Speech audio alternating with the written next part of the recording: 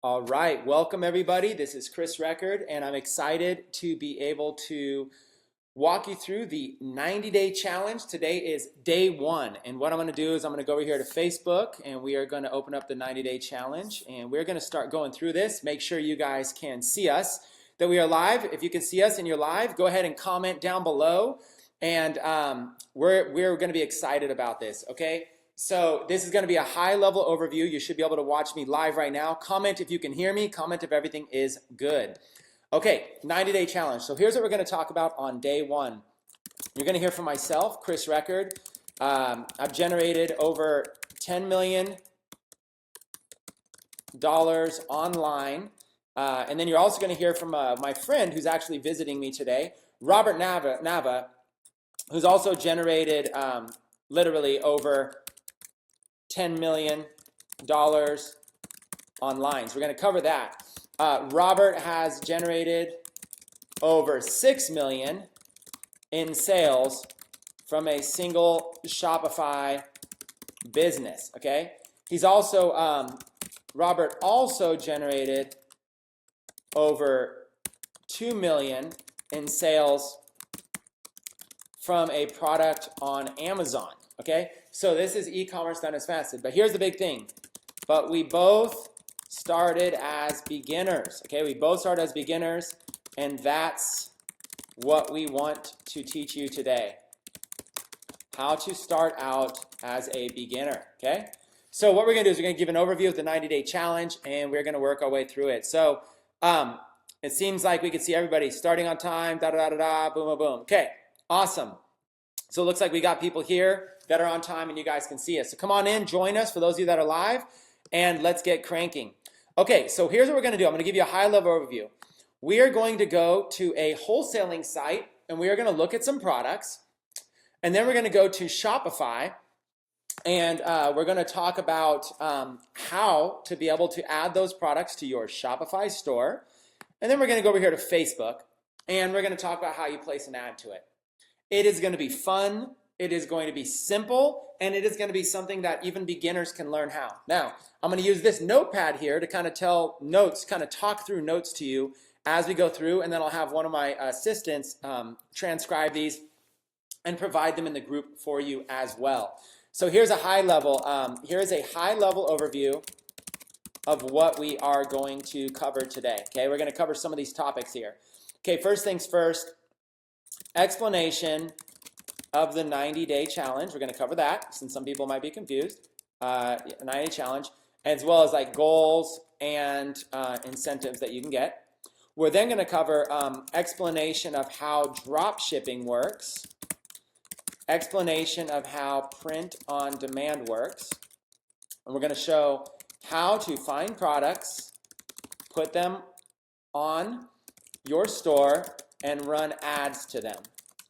How to find cheap products and mark them up for big profits. And then we're going to give this is all going to be a high-level overview on how to set up your business for success, even if you are a brand new beginner. Okay, because you're going to have no coding, no design needed, no inventory that you need. Very little experience. Okay, it's going to be very, very straightforward from a couple of guys who have generated collectively a lot of money online. So let's jump in the challenge real quick. If you guys are watching live right here on this Just Now, if you guys are finding us on the Just Now, go ahead and comment on this. See, comments are starting to kind of come in.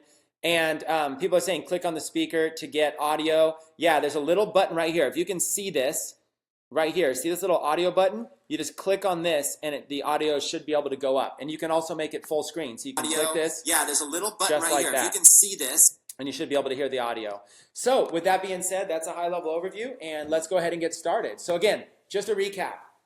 We're going to cover an explanation of the 90-day challenge, explanation of how drop shipping works, how print on demand works, how to find products, put them on your store and run ads to them, how to mark them up, and how to set your business up for success, even if you're a beginner with no coding, no design, no inventory, and very little experience. So with that being said, let's jump on board. Okay, first things first, in order to participate in the 90-day Shopify challenge, you must have a site with Shopify. You must have a store with Shopify. If you do not have one, go to shopify.com/techademics.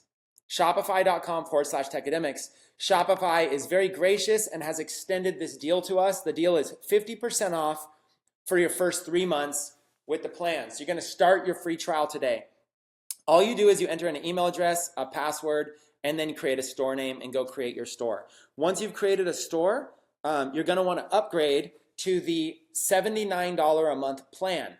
Now, it's going to be 50% off. Now, I'm going to address the first question a lot of people have, is that it doesn't say anywhere that the plan is 50% off. Now, listen, don't worry about that. As long as you sign up from your store here, Shopify will discount your plan for the first 3 months. So what you do is you sign up for a trial, then you choose a plan, but don't worry because you will not be charged until after your 7 days. So after 7 days, then you're charged 50% off of that first plan. So you're going to be charged $39.50 for your first month, your second month, your third month, and then your fourth month on, it will be the $79 a month plan. So that's the plan that you want.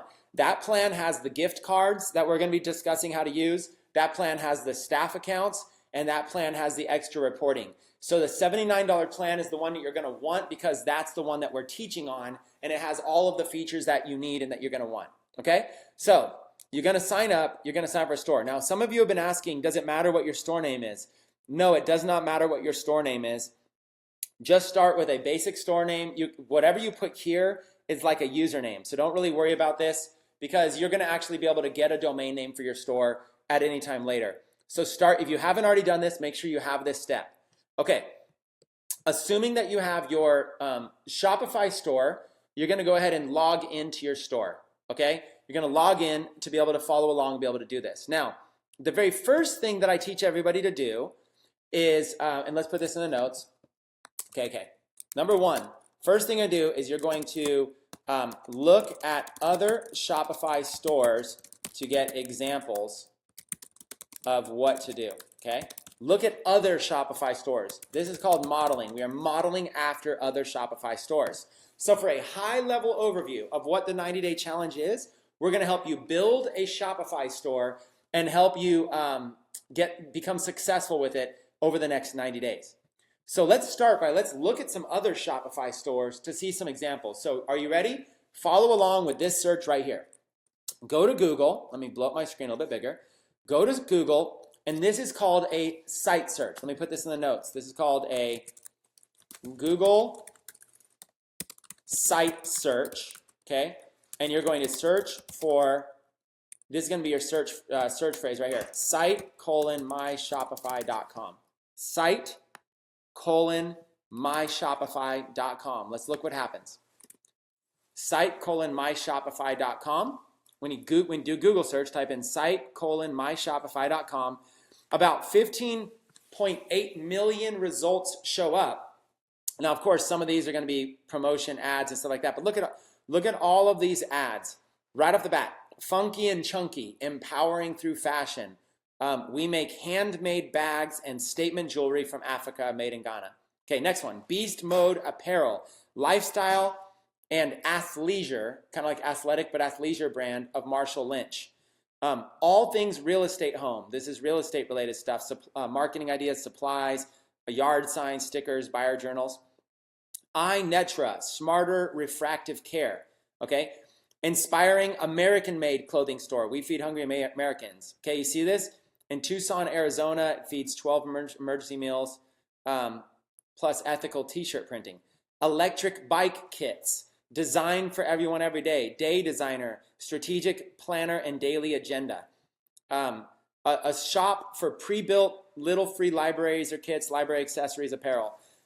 This one's an online gallery for your smartphone. Okay, you get it. There's literally 15 million pages. So these are all Shopify stores. So what you want to do is you want to do this search, and you can start clicking through. Now, just because they list here doesn't mean they're any good, but these are going to give you examples of what Shopify stores are. So look at this. Funky and chunky, they have a logo. They have some categories up here, and they have, this is called a slider. It's an image that basically they can put up there, and then they have their products. Okay? So look at this, they're selling products. This could be you. Okay, so let's click on one of their products, these little earrings. Small silver-plated Africa-shaped earrings. So what they do is they have basically a product, these little Africa earrings. They're tailoring the African market, small silver-plated Africa-shaped earrings, and you can basically put a picture and a price. You could put a description, and then you can add it to the cart. And the way Shopify works is Shopify handles all of this for you. All you do is put the picture up, okay? And you put the price. And then they can go to checkout. And then as soon as they go to checkout, it takes them to a checkout page at Shopify, and they put this big logo behind it. So don't mind that. It probably looks a little bit more like this. They put this big logo behind it, and the customer puts in their information, and then they can check out and they can buy these. So that's how Shopify works. They go to this website, your website, Funky and Chunky. This is the homepage. They go to an individual product, and then they can add the product to their cart, check out, and now they can go enter their customer information, their shipping address, continue, and then they'll put in their credit card and they'll buy it. Okay, that is how Shopify works. Now, let's go back to that My Shopify search, and let's go to the next one, Beast Mode Apparel. Now, notice you can have all kinds of things with Shopify. This site has a lot more. This site has like a little email box that pops up. This is done with Shopify. If you want a customer to enter in their email, this is all handled for you. So here's another Shopify store. This one's a little bit more professional looking. They've got videos, they got categories. You can do all of this with no coding, no design, no anything, you guys. Very, very simple. You guys are able to set all of this up, and that's what's exciting. And so you can find products, you can put them up. Every single Shopify store is going to work the exact same way. You're going to have a home page, you're going to have categories, you're going to click on an individual product. It's going to have a product picture, sometimes more. It's going to have a title, a description. Here's the description. And in this case, it's got sizes, okay? And then you can add it to the cart. You press add to cart, and then boom, it added it to the cart right here. And then you can go, every site's a little different, but it's the same. You go to checkout, this shows all the items in your cart, proceed to checkout, and just like that, we're now, look at this. The shopping cart page is exactly the same, right? It all ends up here. Okay, now look, they have their own domain name, beastmodeonline.com. So you can have your own domain name if you want. You can really kind of take this any way that you want, you guys. It's very, very simple. You can set it up this way. There's a lot of stuff you can do. So everything eventually ends up right here at this checkout page. And when you're on this checkout page, it's really cool because you can sit in here. Set it up this way. Sorry, I turned on my volume, the other thing. You can set it up in here, and you can actually start, you can sell anything you want, okay? Thank you for shopping Beast Mode. You can have your own logo, your own domain name. You can have anything you want, okay? You can have products, pictures, categories, all kinds of cool designs. So let's go back to My Shopify. We're going to do this for a couple minutes because I need you to understand what Shopify is and how you make money. Here's a site that says all things real estate home. Okay, as you can see here, they've got a logo. They've got their categories. They've got their products, okay? So here's all the stuff they're selling. They're selling bottle tags. They're selling agent notes, hats, signs. So you can click on this, like a category, and they have all these different signs you can buy. So let's kind of look at one of these signs. We're like, oh, this looks really, really cool. Let's click on this one. This is an individual product. It's called a listing welcome sign. It's $21.95, and there it is. There's a picture. You can put in more than one picture. And again, no coding is needed. This is what you guys got to understand. No design, no coding, no anything. They've got a description. They've got some reviews. If you would like reviews, there's a little, Shopify has an app store to add this. So you can literally, this whole site you're seeing right now, this is my main point. Everything you're seeing here, you can do. Everything you're seeing. You can have a logo, you can have categories, you can have products on here. You don't even have to have the products. You don't even have to have any inventory. You can have all of this stuff here. Description, price, and look at how simple this is. Buy now. You'll watch. This one on this store, the theme adds it up here on the top, and then you go to your bag. You go to check out to your My Bag or whatever. There's your shopping cart, and you go here to check out. And look at this. It's the same thing. It's the checkout page on Shopify. They enter in their customer information and they continue. Everything ends up being the same. So all of these sites use the same platform. That platform is called Shopify. And Shopify, again, you go to shopify.com/techademics, and you're going to get 7 days for free and then 50% off for your first 3 months. You're going to choose the $79 a month plan because that is the plan we're going to be teaching through this 90-day journey. And again, this search to be able to find all these sites, you just go to Google and you do site:/myshopify.com and you can find these stores. So in the comments right now, if you're watching live, say yes, I understand, or say I understand, okay? Say I understand. Okay, and let me put this in big text right here because I see a couple people in the comments. If you cannot hear me, click on the video button for volume control. Okay, there is a button, and clearly, if you're watching the live stream, you can see everybody else is commenting. I understand. So if you cannot hear me, click on the video button. Click on the actual video you're watching. There should be volume control right there. Okay, cool. All right, so let's keep going. Now I'm going to take this one step further. And out of these 15,800,000 results, I'm going to show you how to organize them a little bit better so you can find sites that are maybe on a topic you want to sell. So maybe you have an Instagram account, or maybe you have a Facebook page. Maybe there's something that you like. Okay? What you're going to do is you're going to do site:/myshopify.com space, and then type in a word for some type of niche that you want to be in, or something more you want to search for. So let's type in a few niches. Let's type in a niche like survival. Maybe you want to be in the survival niche. Instead of all those millions of sites, it pulled up 60,000 results. You're searching, basically this right here is searching sites on Shopify, and this is searching the keyword survival. So you're basically saying, I want to look at survival sites on Shopify. Okay, so you got to go through here. This one is called Survival Frog. And let's just go through one at a time and let's look at these. Here is Survival Frog, preparing made easy. So let's take a look at this store right here and let's analyze this because this could be you. Everything you're seeing here can be you. What they have is the first things first that happens is this was a pop-up and it's asking for my email address.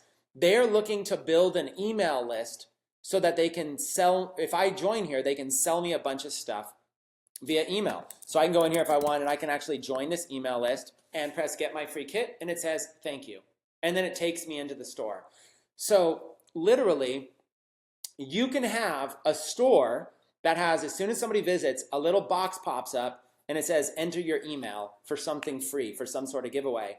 And then what they'll do, this company now has my email address. Now they're going to start emailing me every single day, products I should buy, survival things, and this could be you. We can teach you, even if you are a beginner, we can show you how every single day you can go and you can email your list. You can build a list, email your list to buy stuff from you. It's a very cool concept, okay? So that's the first thing they did. Now notice they have this little button over here that says customer reviews. You can put this on your site as well. This is called an app. You basically can download it. Some of them are free. Some of them cost like $5. And you notice here 455 reviews that are 5 stars. So this allows customers, real customer reviews. They do this to build trust with their site. So they're able to put on little things like this to show they are a legitimate site. They have another button down here that says contact us. This allows customers to be able to contact them. Okay, they have that. And they can even do like a little live chat.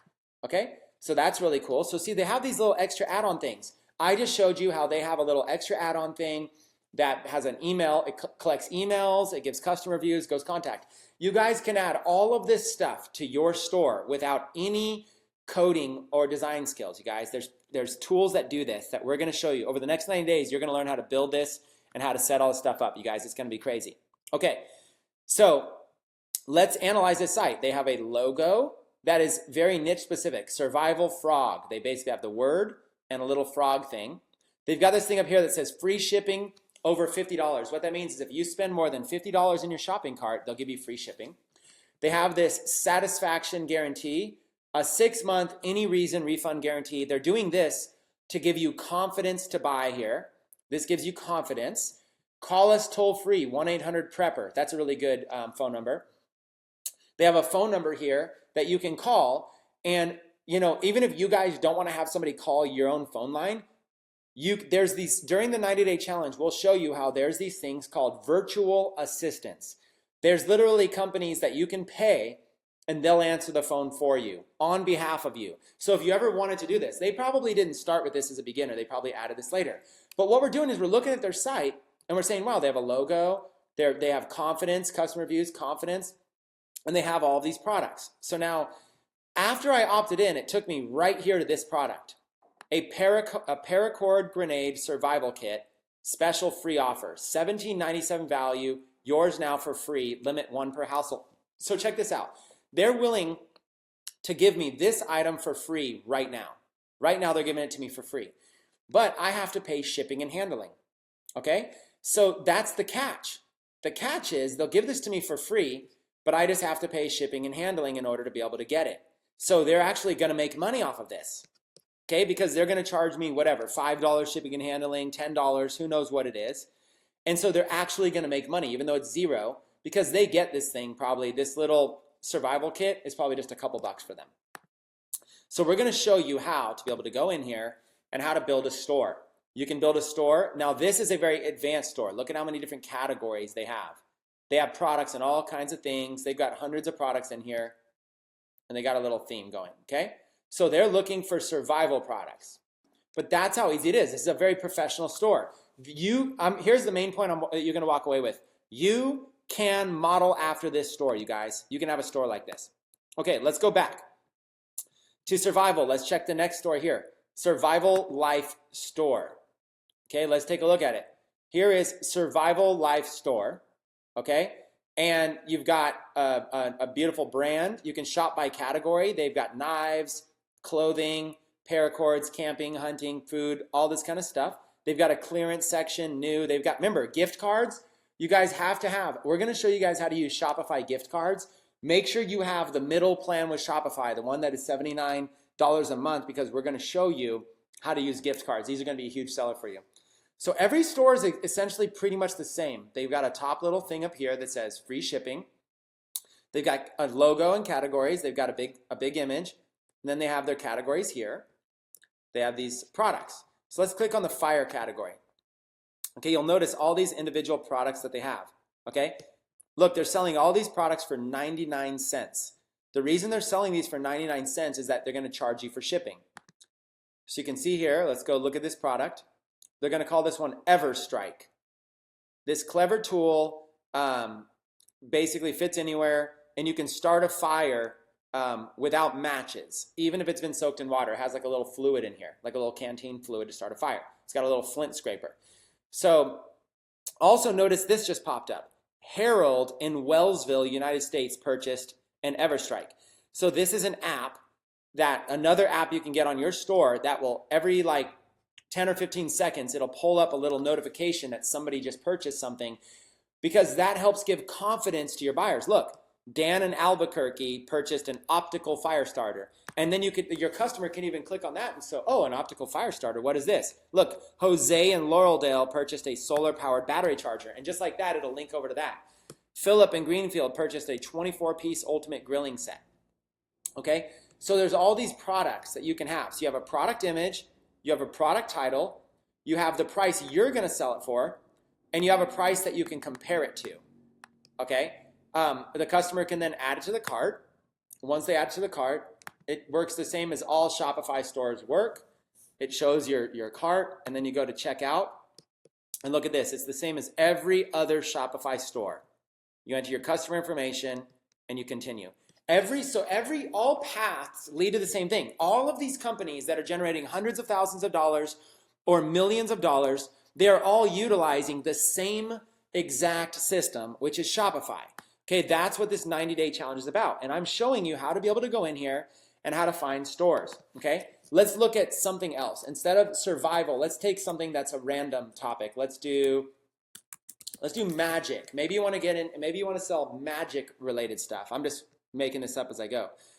You go myshopify.com/magic, and you're able to go in here and you're able to look at, let's just go click through and let's look at some sites. Here is another Shopify store that has that has this thing. It's called Magic Instruments. Again, they have an email box that pops up. They have a help box down here, okay? They have a nice, beautiful theme. It looks very professional. It's gonna rotate images. You can see like it rotates images, perform brilliantly, play instantly, learn more. Beautiful images. Magic Instruments Rock Stars. It's some testimonials. And then here's like the magic guitar. Here's all, they're able to sell their product. Very beautiful. They're able to sell this thing. Okay, that's an example of a Shopify store. Let's go down here.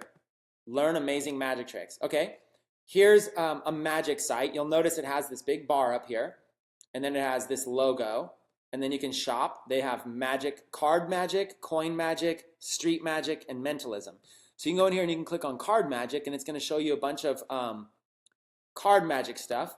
So you click on here, and here's like they give you the picture of the card and what it is. It's $14.95, and it's got a video that shows how to use it, and then it's got a description of why you want to do it, and then you add it to cart if you want this, and there's your shopping cart. Shows all your products. You go to checkout, and it's exactly the same. Okay, everything's exactly the same. So I want you guys to understand this at a very high level, that all of these sites, all of these millions of sites, all use the same exact platform. And that platform, this is just costing $79 a month, and it's $39.50 when you get it through for the first 3 months for this 90-day challenge. When you get it through our link, they're all using the same platform. So what if we could show you how to be able to go in here and build a niche store on almost any topic that you wanted? You can build a store, or you can build it on a bunch of topics, on any topic you want, without any coding, any inventory, or anything. That's what we want to show you. So like watch. Let's do one more. Let's do the niche. Let's do a dog niche. Pitbull, and let's see if there's any dog stuff. Okay, here's Pitbull gear. Let's go to this first one here. So see, you can build a store that's all about dogs. It's all about pit bulls. See, they got this thing on the top. They have a free shipping bar that came up. They've got a little box down here that says subscribe now. Okay, these are apps that you can attach to your store with no coding. Here's another thing that says contact us. Okay, so you see all the same stuff. They all have the same stuff. They have a logo, and they have their shopping cart. They have their categories: men's, women's, kids, collars, harnesses, leashes, dog apparel. So they even have clothing for adults. We go like t-shirts that are dog related, that are pit bull related. So like, look at this, pit bull dad. So this would target dads that are pit bulls. Judging me doesn't define who I am, it defines who you are. This is basically calling out people that judge people who own pit bulls. Here's a picture of a pit bull with the word misunderstood. Ban stupid people, not dogs. See, these are targeting people who love pit bulls, okay? So pit bull advocate, American pit bull, ban stupid people, not dogs. And this one here, pit bull owner, tattooed, educated, employed. So this is really targeting a group of people. Okay, you can literally sell all this stuff. You could sell collars and different types of collars, different sizes. Here's some pit bull collars, just like that. These like nice pit bull collars. And again, same thing. You choose a size for your pit bull, you choose a color, and you add to cart. This person who owns this store was able to just add this image, choose a price, choose what size are available, and then just like that, you can check out. Look at how simple this is. It's all the same. Everybody's doing the same thing. Okay? So, watch this. Let's take this pit bull niche as an example. You just need to know where to find products. Collars, harnesses, leashes. Where do you find these products? This is what we call drop shipping. Okay? We're gonna basically show you this right now. Where do you find products to put on your store? Okay, we do something called drop shipping. Okay, we find products on a third-party wholesale site.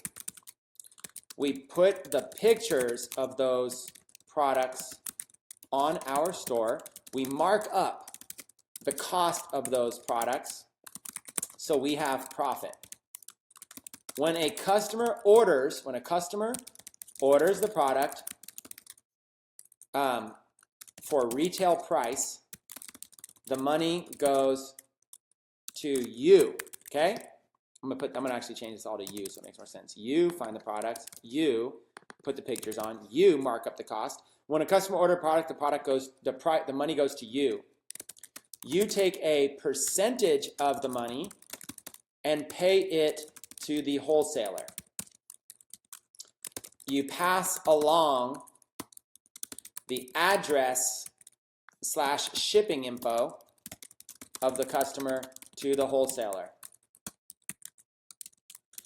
The wholesaler then drop ships the product directly to your customer, but they don't put their wholesale branding on it. The package gets delivered with no branding, as if it came from you, from your store, okay? So drop shipping is where there are people in other parts of the world that have warehouses that are filled with products. They allow you to sell those products. When an order comes in, you send the information over to that wholesaler, and that wholesaler will ship the product directly to your customer, okay? That's how drop shipping works in a nutshell. You're like the middleman or the middlewoman, okay? That's it. You find products, you put the pictures of the products in your store, and you mark them up. Okay, you also put like a title and description. When a customer orders, the money goes to you. You collect the money directly. Then you're going to take a percentage of it, and you're going to give it to the wholesaler, whatever their cost is. And then here's the thing. You keep the difference as profit, okay? Now, so as an example, let's say a customer bought something for $10 from you, and the wholesaler's charging you $5. You're going to go ahead and give $5 to the wholesaler, and you're going to keep the other $5. That's how this business works. The wholesaler is going to send it directly to your customer. If it's overseas, like China, it may take 2 to 3 weeks to get to your customer. Okay? If it's in the United States, USA, it might take less than a week. Okay? It all depends. Now, of course, if you're using a wholesaler in China, you're going to have more profit than if you're using someone in the USA. So what a lot of people do is they do drop shipping from China to start out. Okay? Most beginners start out with wholesalers from China. Then, when a product starts selling a lot, you can bulk order it to the USA and have it shipped directly from the United States in less than a week. So it comes to your customer faster. But the problem with shipping directly from the United States is you're either going to find a wholesaler and make less profit because the United States is more expensive, or you're going to bulk order it from China.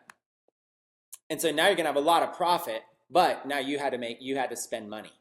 You might have had to spend some money to buy the product. Whereas the reason they start with wholesalers from China is you have zero inventory cost, and it's super cheap, allowing you to be able to make some money.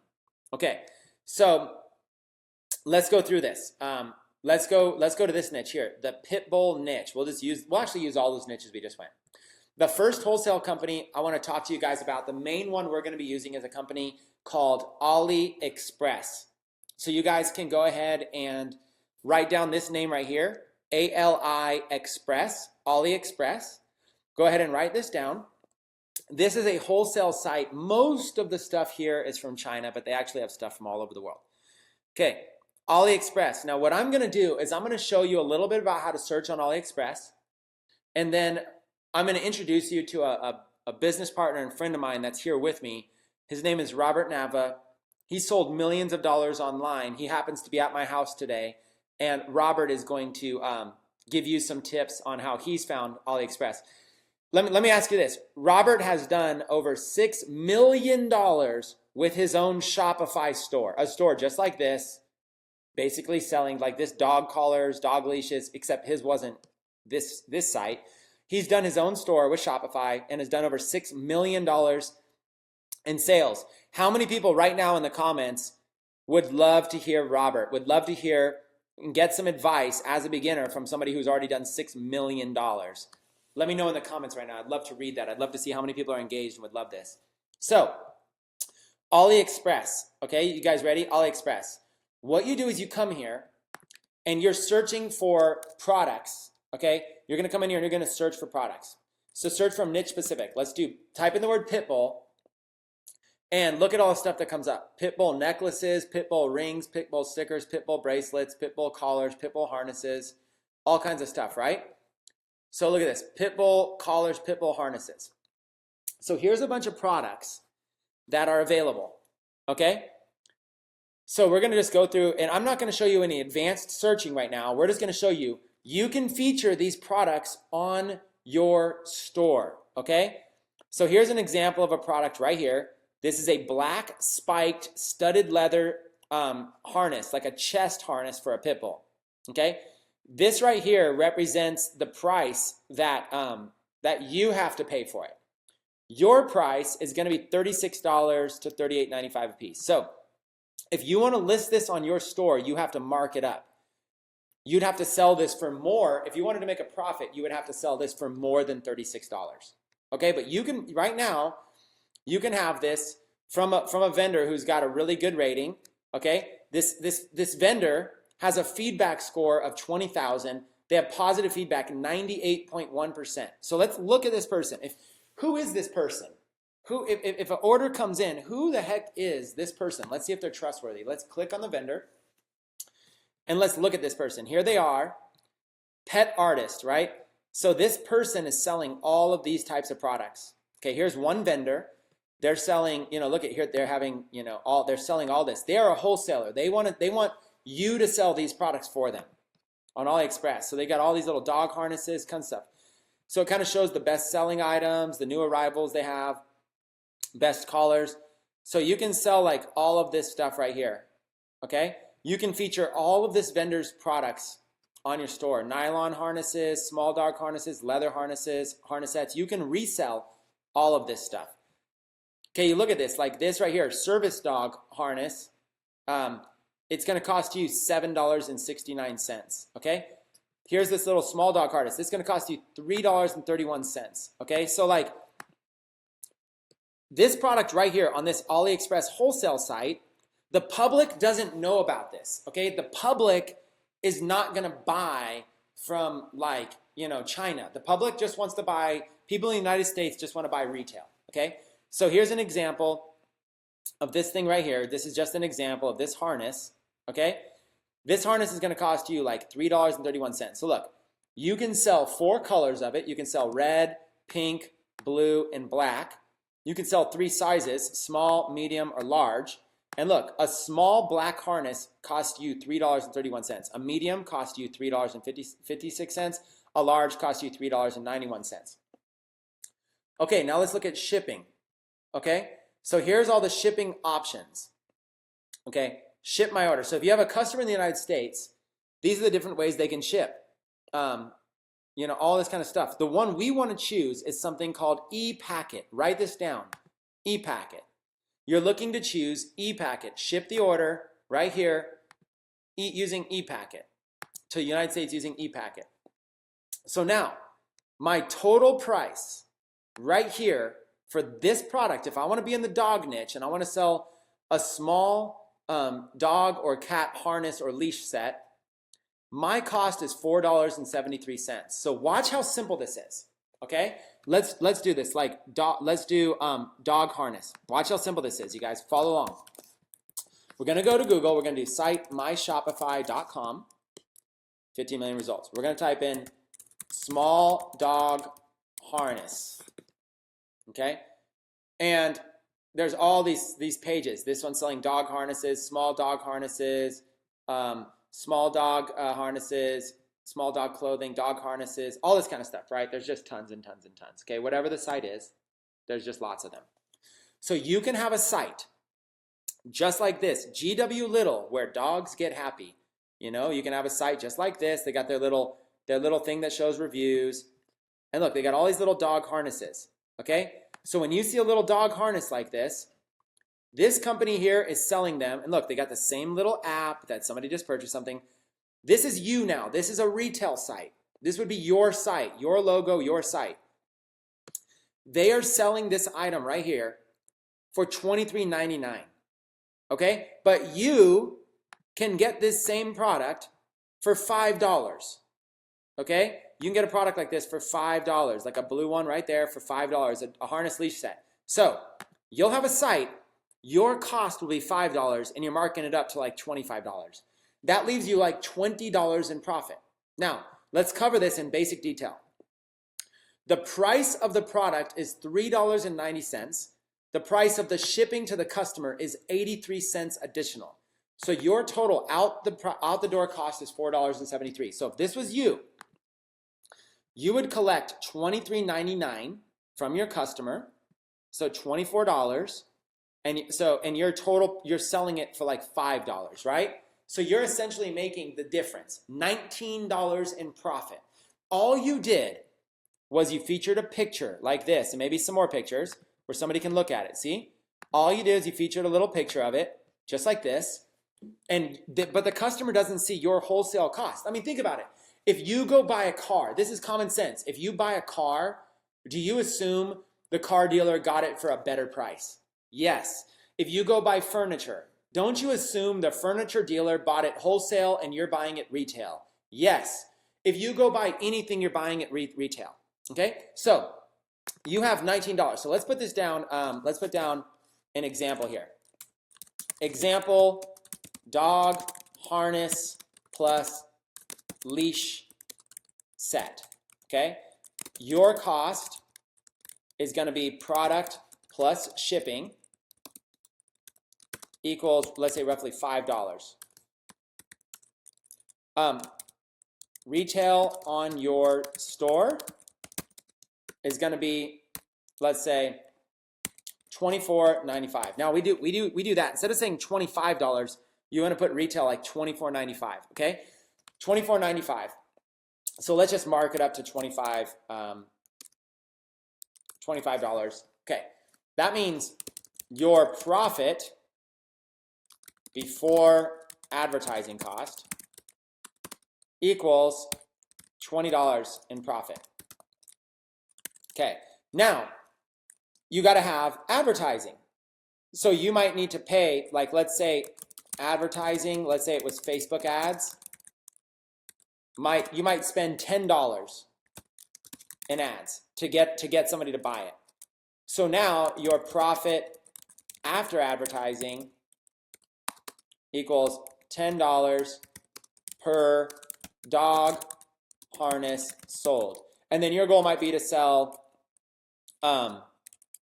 let's say 250 harnesses per week, okay, would be 2,500 profit per week, and that equals monthly profit in that case would be 10,000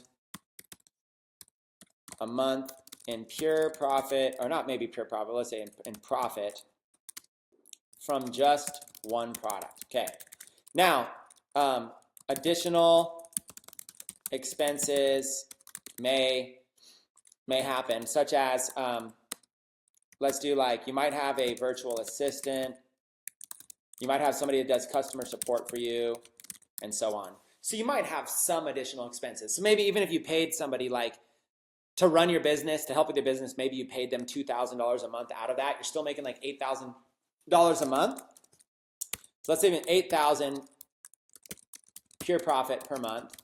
Okay, $8,000 times 12 equals $96,000 a year, which is roughly $100,000 a year. Okay, so just like that, that's a six-figure business from one product. Now, if you don't believe that can happen with one product, then just imagine you have 100 products that are, so instead of you're selling 250 of that one product, maybe you're just selling 2 of that product per week. And maybe you just have like 100 of them. So that's an example, whether it's one product or a lot. Now here it is, in a nutshell. Here's where dogs get happy. A little dog logo, a little company, they got your categories. Look at all this dog stuff they did. They're in the dog niche, okay? They've got dog beds, dog blankets, dog toys, dog harnesses, dog. Okay, so let's stay in the dog niche. Here's that same product we just showed you how you can get it for $5 right here from this company. Okay, but watch this. Let's go through each one of these categories. Okay, I'm going to show you how these sites, you guys don't realize it, but almost all these sites do drop shipping. Watch this. Dog beds and dog blankets. Okay, let's go here to AliExpress and type in dog beds. Look at all these results, you guys. Dog beds. Okay, look at all these things. $15, $12, $15, $13. Look at all these dog beds. All kinds of dog beds. You can mark them up. Here's your cost. You know, here's like a shark dog bed. Here's a dog bed, $12. You know, so there's dog beds. Okay, let's do dog blankets. Okay, here's dog blankets. A few dollars, a few dollars, a few dollars. Okay, so you see, look, already we're just in the first category here. Dog beds and dog blankets. We have all of that. Okay, let's go to the next one. Dog toys. Okay, plush toys, chew toys, tiny toys. You go back here and you can put all these products on your site. Dog, watch this, dog chew toys. Hey, look at all these dog chew toys you can put on your site. Okay, all you're looking to do is find a good vendor. Okay, you're looking to find somebody who has like a high rating, like 5 diamonds, okay, or higher on this site. Now we're going to go over the next 90 days. We're going to show you. But see how this person only has like a one diamond? They don't have like a lot of a track record yet. Okay, but they're getting there. Okay, whereas this person here, they've got a lot more. Look, their feedback score 19,000. Okay, so some vendors are better than others. We're going to show how to find them. So that's the point. My point is, you can do all of that kind of stuff. Oh, that's funny. Look, dog chew toys is bringing up sex toys as a related search. That's classic. So look, they got all these products: dog harnesses, small dog clothing, dog ID tags. So you see what I'm saying? You could have your own dog store featuring a bunch of dog products that you can find. So your goal number one is not to sell products. Your goal in the challenge is to build your own store that has a bunch of great products that are marked up. If all you had was this store, let's look at this store.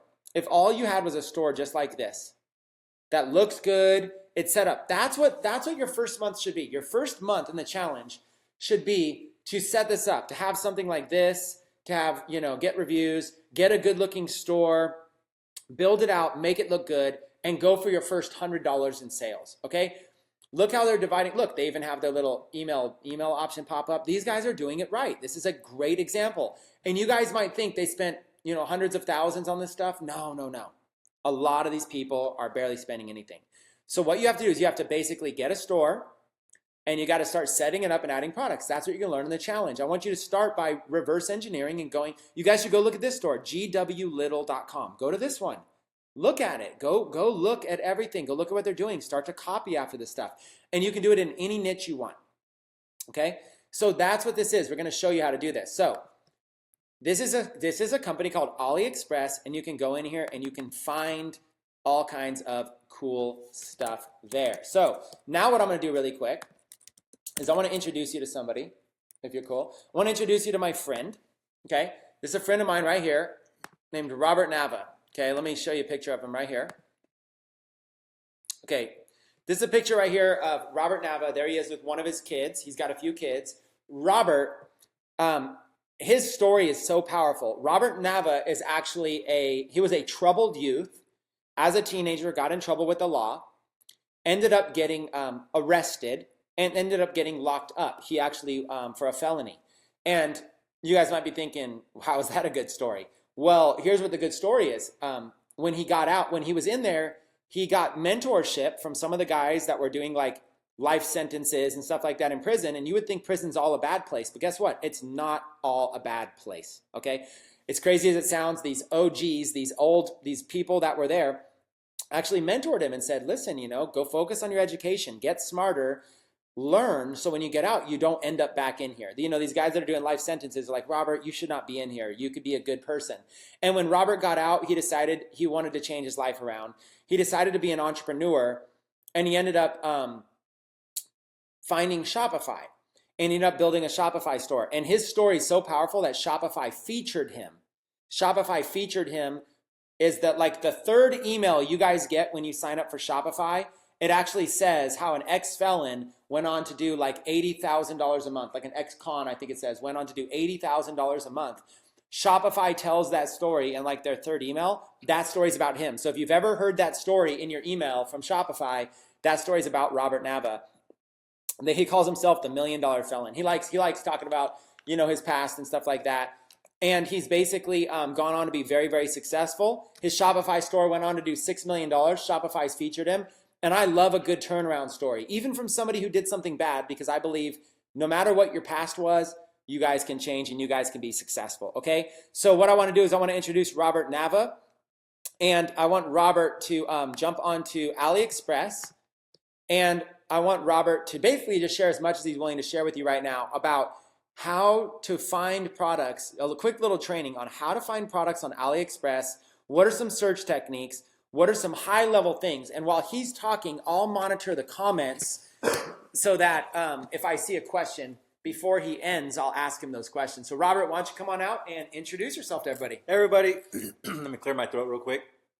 How you guys doing? Just say something in the chat, in the comments, letting me know that you guys are with me, that you didn't run away after Chris told my story, because you know people do take two sides to that, and when they just know about the felony side, it's kind of a turnoff. But when they hear about my success, the $6 million in e-commerce sales on just one site, we've taken that further. I've done over $10 million in e-commerce sales altogether in that world. You know, that really gets people's attention, because anybody could do this. It doesn't matter where you came from, what your background is. It doesn't matter the mistakes you've made, the things that you don't know, the things that you do know. None of that is relevant when it comes to the opportunity that you have with Shopify. Anybody could do this. It doesn't matter if you have a huge, you know, a college degree that took you 20 years to get, or if you dropped out of college because you couldn't complete it. It really doesn't matter. And so wanted to make that clear. Excuse me, I'm getting over this cough and I have to clear my throat a little bit. And everybody's saying what's up to you right now, Robert. They're loving the fact you're on, and they love your story. Awesome. Yeah, you see the car in my picture there that Chris showed a little while ago. It's a $120,000 Corvette, and you know, kind of cheap cars. It was cool, but you know, I'm going to get to something a little bit better here pretty soon.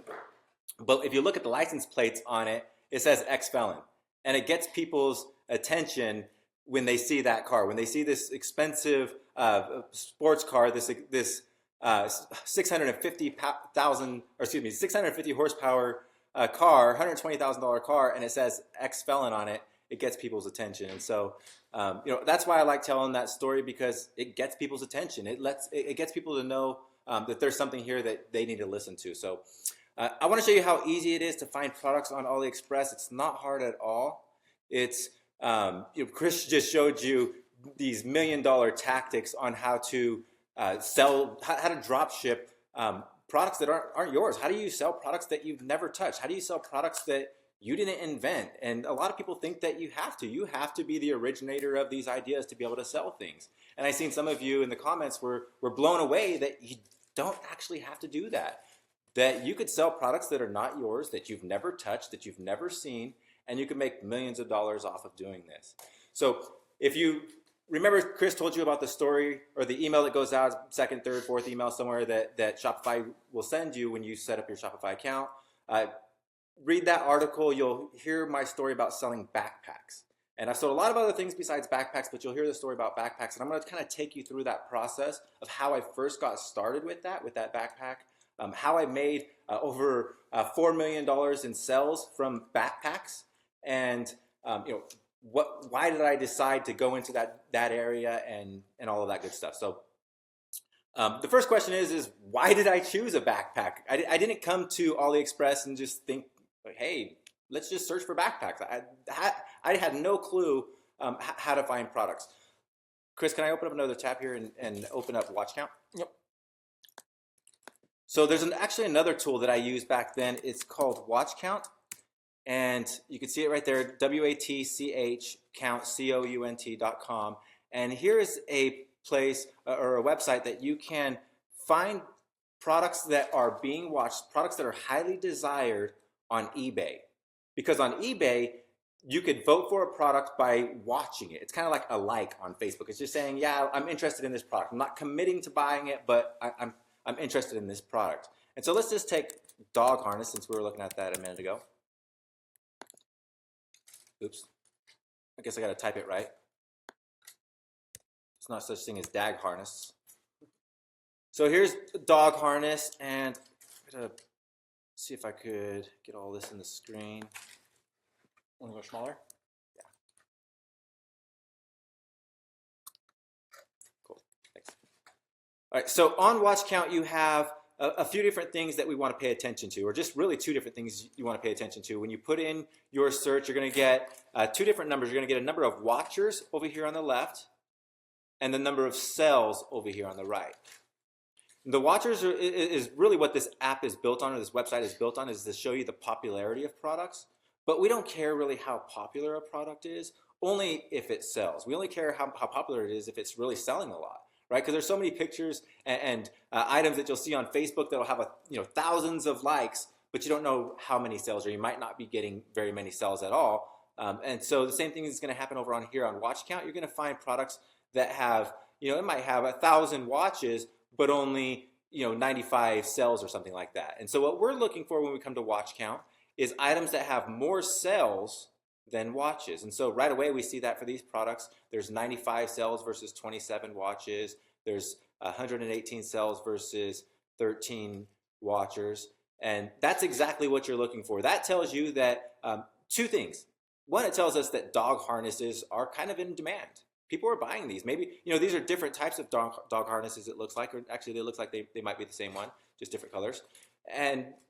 But that doesn't really matter. What matters here, what's really important here, is that there's a lot more sales than there is watchers, because that tells you that people aren't just interested in looking at it and semi-interested in the product. It means that they're really committing to it. They're ready to make that purchase. They're already making that purchase over here on eBay.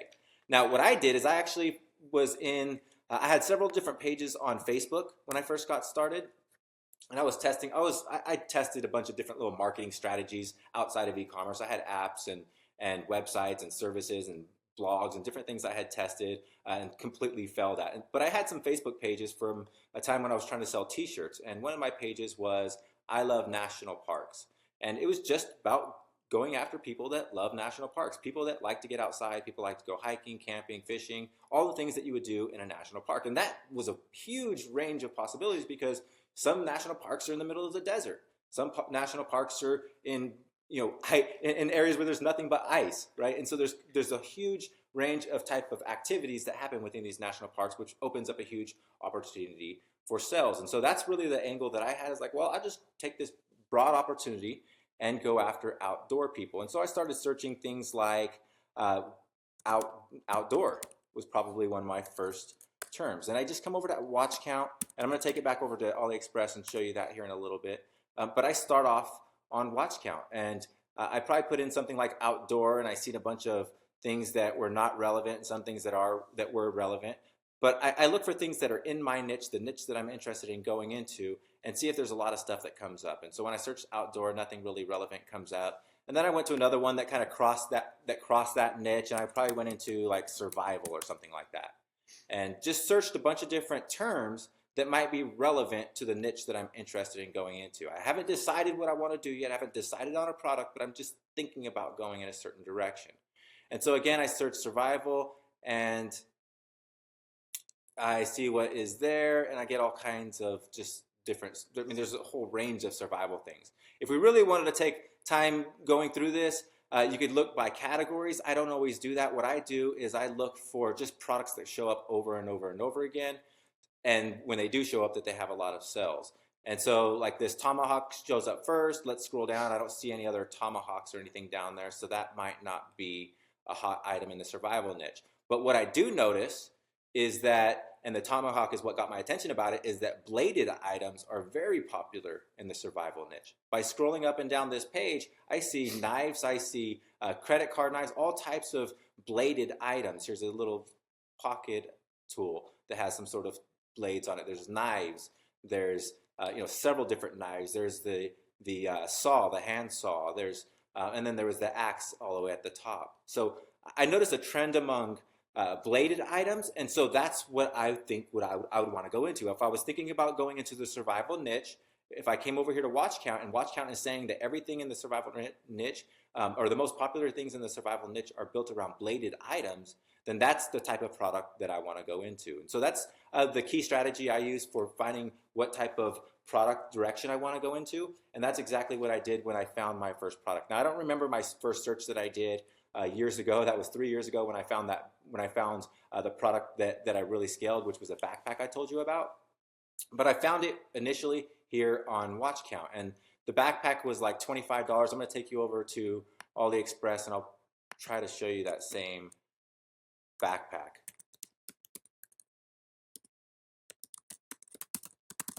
And I had an idea of where I wanted to go because I had a page already, but you don't really have to have any ideas. All you got to do is just search keywords, just pick any keyword and see what goes up, what comes up. And go with that. Go with whatever comes up. Let the numbers, let the stats, especially if you're over here on Watch Count, let the stats guide you. I looked here and the numbers told me that bladed items were hot. Bladed items was where I needed to focus at, right? So that's what you would do. And back then I found backpacks. That's what showed up, was a lot of backpacks. And so I came over to AliExpress and I searched survival backpacks, and I found survival backpacks. I looked at what was here, and you have a bunch of different options. And this was actually the backpack that I started selling, and it says now that it's $32 with free shipping via ePacket. So when I first started selling, I think it was $24. I don't know why they're selling it for so much here, but it was $24. And then it's because ePacket is checked. That's why. Yeah. See the actual price right there. Okay. It's $20, and then I just have the extension. It's $20, and then with shipping, it's $30. Okay, yeah, that makes sense. So it used to be $24, and I had it priced at $29 on my site plus $10 shipping. And it cost me about $5 to get a conversion. And so the $5 markup that I had, if I put it at $25 on my site, that's a $5 markup. I lose that to my ad cost, but I made $10 on shipping. Okay, let's do a quick little assignment here, okay? Robert's backpack case study.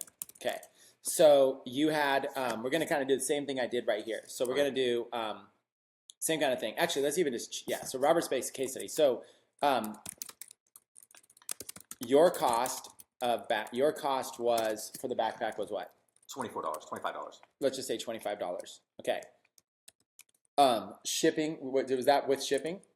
That was being drop shipped and everything, yeah. $25 was your out the door cost for the product and shipping. So your cost for the product plus shipping to the customer was $25. Okay, so the next thing you want to do is you retailed it on your store. So let's say retailed on store, your store, for how much were you selling it for? It was $29 plus $10 shipping. $29.95 plus $10, what's called shipping and handling, S&H. So that's a total of $39.95. We're going to round it up to $40. Okay, so he's basically, and this is rounded up figure, so he's basically, his cost is $25, but he's charging $40 on it. So same thing as this, your profit before advertising cost was $15. Okay, but then you said your advertising cost, same kind of thing. Your advertising cost was, you said to acquire a customer, it cost you how much in ads? About $5. About $5 in ads. So then your actual, same thing here is the dog harness one. Profit after advertising was about $10 per backpack sold. And I never touched the product. And that's with no inventory, no handling, never touched the product, which means he only used pictures. And I never sold online before. Like, I've never successfully sold online. I didn't have experience. He had never successfully sold online before ever. Okay, so he figured out now. So the idea is you're looking to get your own case study. You've got to find a product that you think would sell well. And there's a little bit of an art to it. So you watch webinars, you come on the 90-day training, you get in the community. You got to kind of you can't just pick random. If it was as easy as just picking any product, we'd all be very, very rich, right? So it's like you're basically like, you know, searching for treasure, but and then you find one that goes well. And look at his numbers here. $25 his cost. He's selling it for 30, but then when they check out, it's an additional 10. So he's really selling it for 40. You need to understand that Robert is collecting the $40, and then he's sending $25 and the customer shipping details to that wholesaler. So, you know, this person here, let's say it was this one here? Yes. Okay. So this backpack here, let's say it was like this person here, whatever. There's this wholesaler, this Windsor store, okay? So this company here, this Windsor store company on AliExpress is a wholesaler. They got a good positive rating. They've got all kinds of stuff. They're selling all these little things, like little survival gizmos and gadgets. He's essentially buying it from them. So all he's doing is he's being the middleman. What happens is somebody buys his backpack for essentially $40 because they have to pay for shipping. He turns around and gives $25 to like this company to send it to his customer. This company sends it with like no branding on the package. It's like blind. It's like it's kind of like a nickname is like naked. It's not going to have, you know, Windsor, you know, coming from the Windsor store because Robert's selling it from his store. So they're going to do what's called drop shipping. Okay? And a lot of times when you go to these people, like look at all these products and stuff that they own, you can always like contact these people too. If you have any, if you need to, you could just reach out. You can add it as like a favorite store, but you could reach out and you could contact these people and ask them questions and say, hey, do you do drop shipping? You know, you can learn more about this, okay? You can learn more about them. You know, they got feedback here. You can read feedback all about them and kind of read reviews that people are saying. You can contact them. So, you know, if you're not, you can learn like they're from China. You can contact them. Okay. So I just want to make this. I'm kind of making this very, very simple for people. This is what Robert did. He found a backpack, marked it up, $40, sending $25 off. He's keeping the 15, but he still has a cost of like $5 an ad. So he's making $10 per backpack sold. That was his first time selling online. All he did was he put pictures on his store. Okay? That is, you guys have to understand how powerful this can be. That does not mean every single product will work well. Okay? But if this doesn't work well, he'll just find another product and try it again. Okay? Yep. So let's go back. I just wanted to jump in and kind of, I really love like really diving in and explaining the process over and over and over to people. Cool. Yeah, and to kind of give you a a way to future cast if you want to grow your business beyond drop shipping, because Chris mentioned reaching out to this supplier, and just to tell you, I don't want to dwell on this too much, but we actually did that. We reached out to our backpack supplier, and we actually got the price of these backpacks down to $6 a piece. Actually, $5 a piece recently, and it cost about $7 to ship. So our total cost is now about $12, which is half of what we were paying initially. And so our profit margins is a lot better. And so, if you guys want to go beyond drop shipping, that opportunity is there, but you don't have to. Drop shipping is definitely the best way to start, and it's definitely the way you want to do it for the challenge. So what I did is I found this backpack, and I put it on my site, exactly like Chris said. I took the pictures and just clicked on it and just drug it to my desktop, and then I went inside of my Shopify store and set it up in there, and I was like, okay, well, how much can I sell this for? I didn't overthink it. I didn't, people try to look for some sort of magic solution or some sort of algorithm, math equation that you need to price. It's just start somewhere. Start it low enough to where you think you could get it sell to where it seems reasonable. So it was $25 that I was originally paying. I said $29 sounds reasonable, right? But then that only left $5 to make money, so then I added on shipping. So the price, just start somewhere. Just get a price up so that you could start testing it and see if people are even interested in that product. Tell them about the strategy we just talked about in the kitchen, where you start with a low price and you can always raise the price later. Yeah. And so if you're thinking pricing and you don't know what to do, start lower. And the reason being is because you could get sales. If you start higher and you get no sales, then you're like, oh man, this isn't going to work. And you maybe if you lower the price by $2 and still doesn't work, you're just going to give up, right? But if you start lower, if I start like at $25 on a product that I'm getting for $20, and it's very small margins. But if people are buying, then it's a lot easier to raise up to $27. And if they're still buying, then it's a lot easier to raise up to $29, right? And I'm getting sales, and I'm happy because I'm actually getting sales, and it's working. Versus starting at the top, like at $40, and trying to work my way down. I'm going to be discouraged straight from the beginning and not want to sell. So we want to go for the path of least resistance.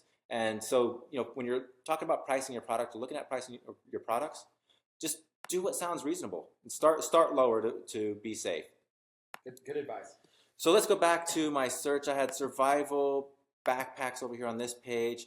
What I want to do, so over on watch count, what I did is I found products that were, or I found a trend in products. Actually, let's skip the backpacks. Let's go over there to survival blade now, let's search for that, because that's what was was coming up as relevant now. What was relevant today when we searched on watch count, right? When I typed in survival, a lot of bladed items came up. I seen that trend, a trend of bladed items. And so I come over to AliExpress and I search the same terms, survival blade or survival knife or survival hatchet.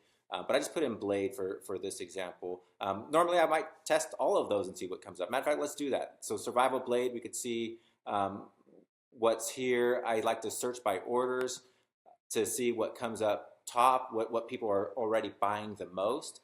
So I filtered it by orders, or I sorted it by orders, and you can see that these knives right here have over 10,000 orders. This one has over 5,000 orders. This one has over 5,000 orders. And the reason why we could sell products that we never touch is because if you look at the reviews, there's 5 stars or nearly 5 stars, 5 stars, 5 stars on these products. And if people are buying them already, 10,000 people are buying this product, and 10,000 on this one, 10,000, it looks like 10,000 people left a review, 4,000 people left a review out of 5,000. You can be pretty confident that it's a hot product, it's a good product, and you can start selling it. So I typed in survival blade. Let's type in survival knife and see what comes up. I like to search a few different key terms because it lets me know that, or I begin to see trends show up again, right? On watch count, I found the trend of blade overall. But when I come over AliExpress, I'm looking for a trend for a specific product, for a product that comes over and over and over, right? And so when I searched knife blade, I got a certain list of products. When I searched knife or survival knife, I got another list of products, and I'm sorting by orders. And what I want to notice right away is that this same knife is right up top. When I searched for survival blade, this knife was here.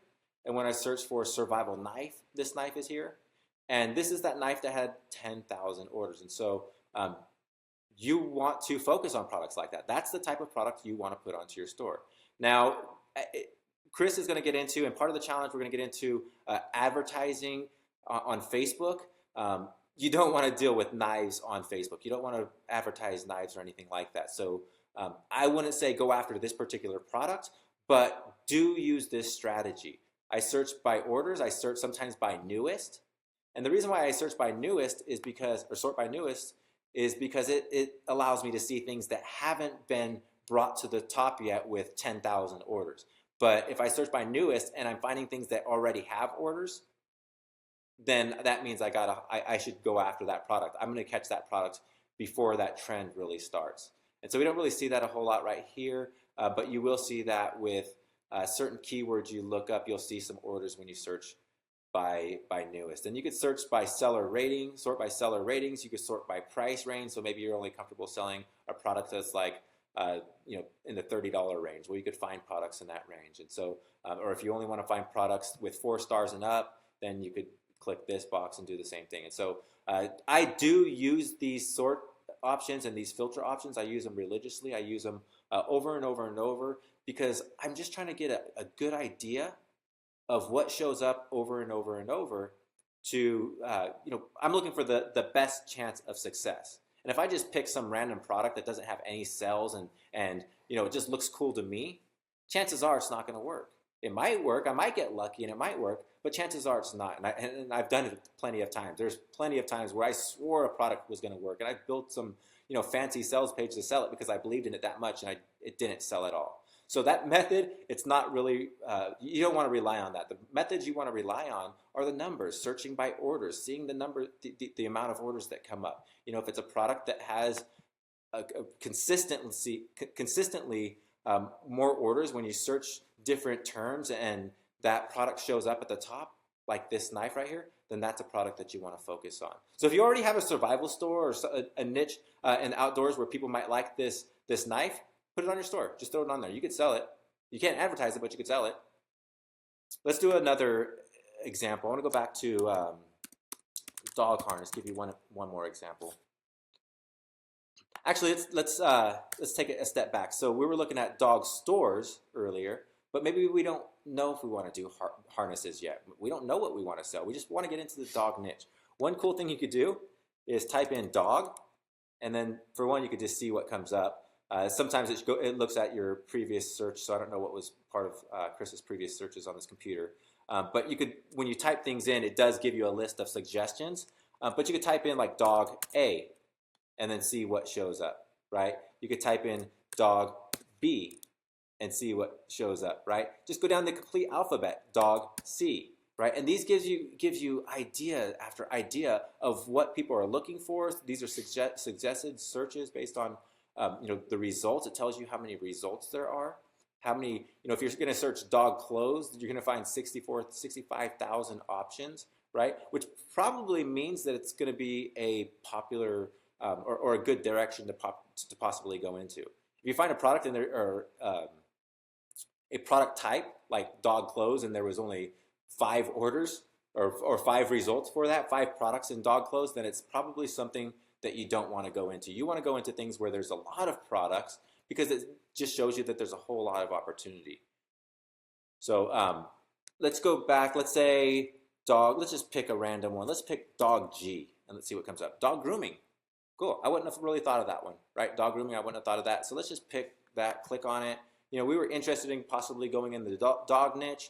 We see when we type in dog G that dog grooming is a popular sub-niche or niche to go into. And so I search by orders and see how many orders there have been or see which products had the most orders in the dog grooming niche. And this comb is what comes up for first, this brush.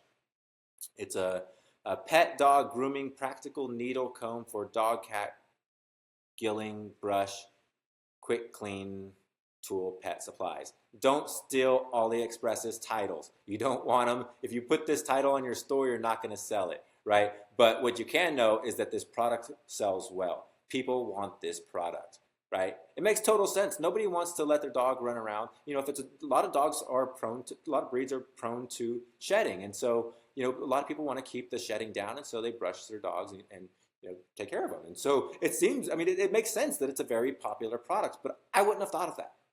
I'm not part of the dog niche. I don't own a dog. I have owned dogs, but I wouldn't have thought of that. And just like for my backpacks, I wouldn't have thought of that. I wouldn't have thought of selling a backpack. I don't go out hiking and fishing and hunting all of the time. I do go out, go for walks with my kids, and we do fun things, but that's not the niche that I'm engulfed in. That's not who I am. I just looked at the numbers. I just came and I seen a backpack that was selling well, or I seen this dog brush that was selling well, and I found that it was only $2 or $1.07, right? You don't have to overthink it and really find out why people are buying or you don't have to figure out the science behind any of this, right? All you got to do is it's got 5,000 orders. It's got 5 stars. People love this, right? Same thing for this, for the glove. Another thing that you want to look for when you're looking for products are things that really stand out. There's a whole lot of different attributes that you can be looking for, and we're not going to go over all of them right now. We'd be here for weeks. But one of them is a catchy item, something that just stands out. Visually, it just stands out. And this glove, maybe with a dog, or this right here, the picture with the where she's actually using it and the dog's in the picture, that would get people's attention if they've never used one of these before, or if they've seen them and were interested in it. They've seen it maybe as seen on TV or something like that, and they're like, wow, that's kind of cool, but they've never seen it in their newsfeed where they have the opportunity to buy it. And where they might have seen it before, it was probably like $20 for an item like this, but you're going to get it for $2, $3, and you could sell it for like maybe $12, right? So there's that huge value, that monetary value. They're saving money by buying it from you, and that's why you would get that impulse purchase. That's why they would buy from you over other people, because you have an item that's standing out to them, that caught their attention, and then you're giving it to them at a really good price. So don't really overthink why they're buying it from you. It doesn't really matter why they're buying it from you. Look for the numbers. Look for items that that jump out and have really, really good numbers, like a cat wearing a tie, right? That would get somebody's attention. And it has 1,600 orders, right? Bow ties for cats, right? But any of these items would be really good because they've already been proven. You don't have to question it, right? And you could open up this even further. Maybe you were questioning, maybe you were thinking about selling one of these. Let's open up the glove.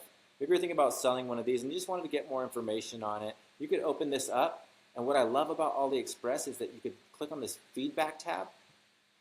And on this product, there's 336 people that have given feedback. But one cool thing is that you could actually see pictures of it, right? You could see what the product looks like.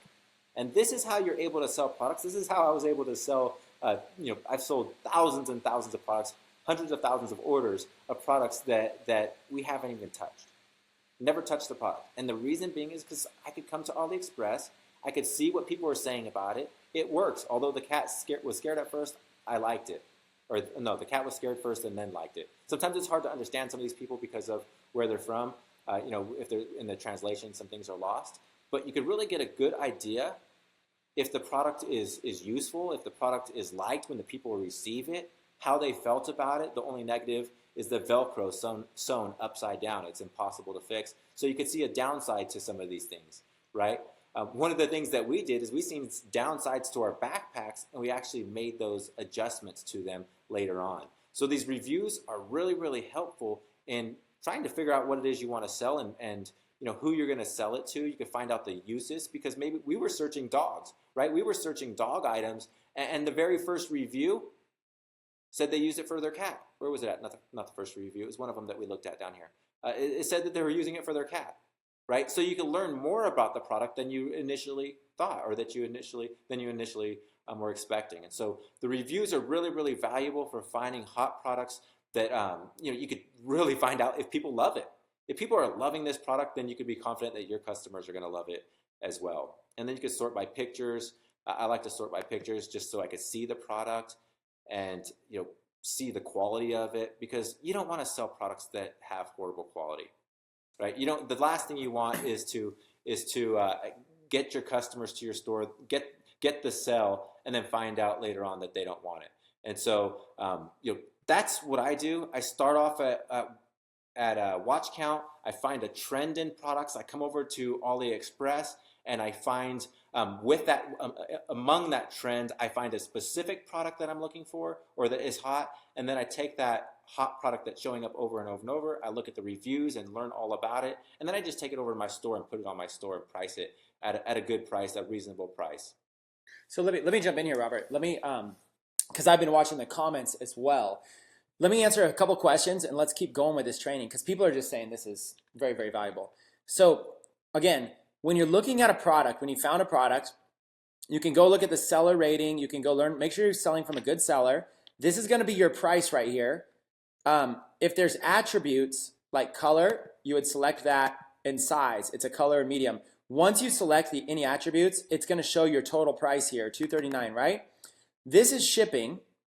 And again, we're going to want to go with the e-packet shipping, okay? You're going to always going to look for e-packet.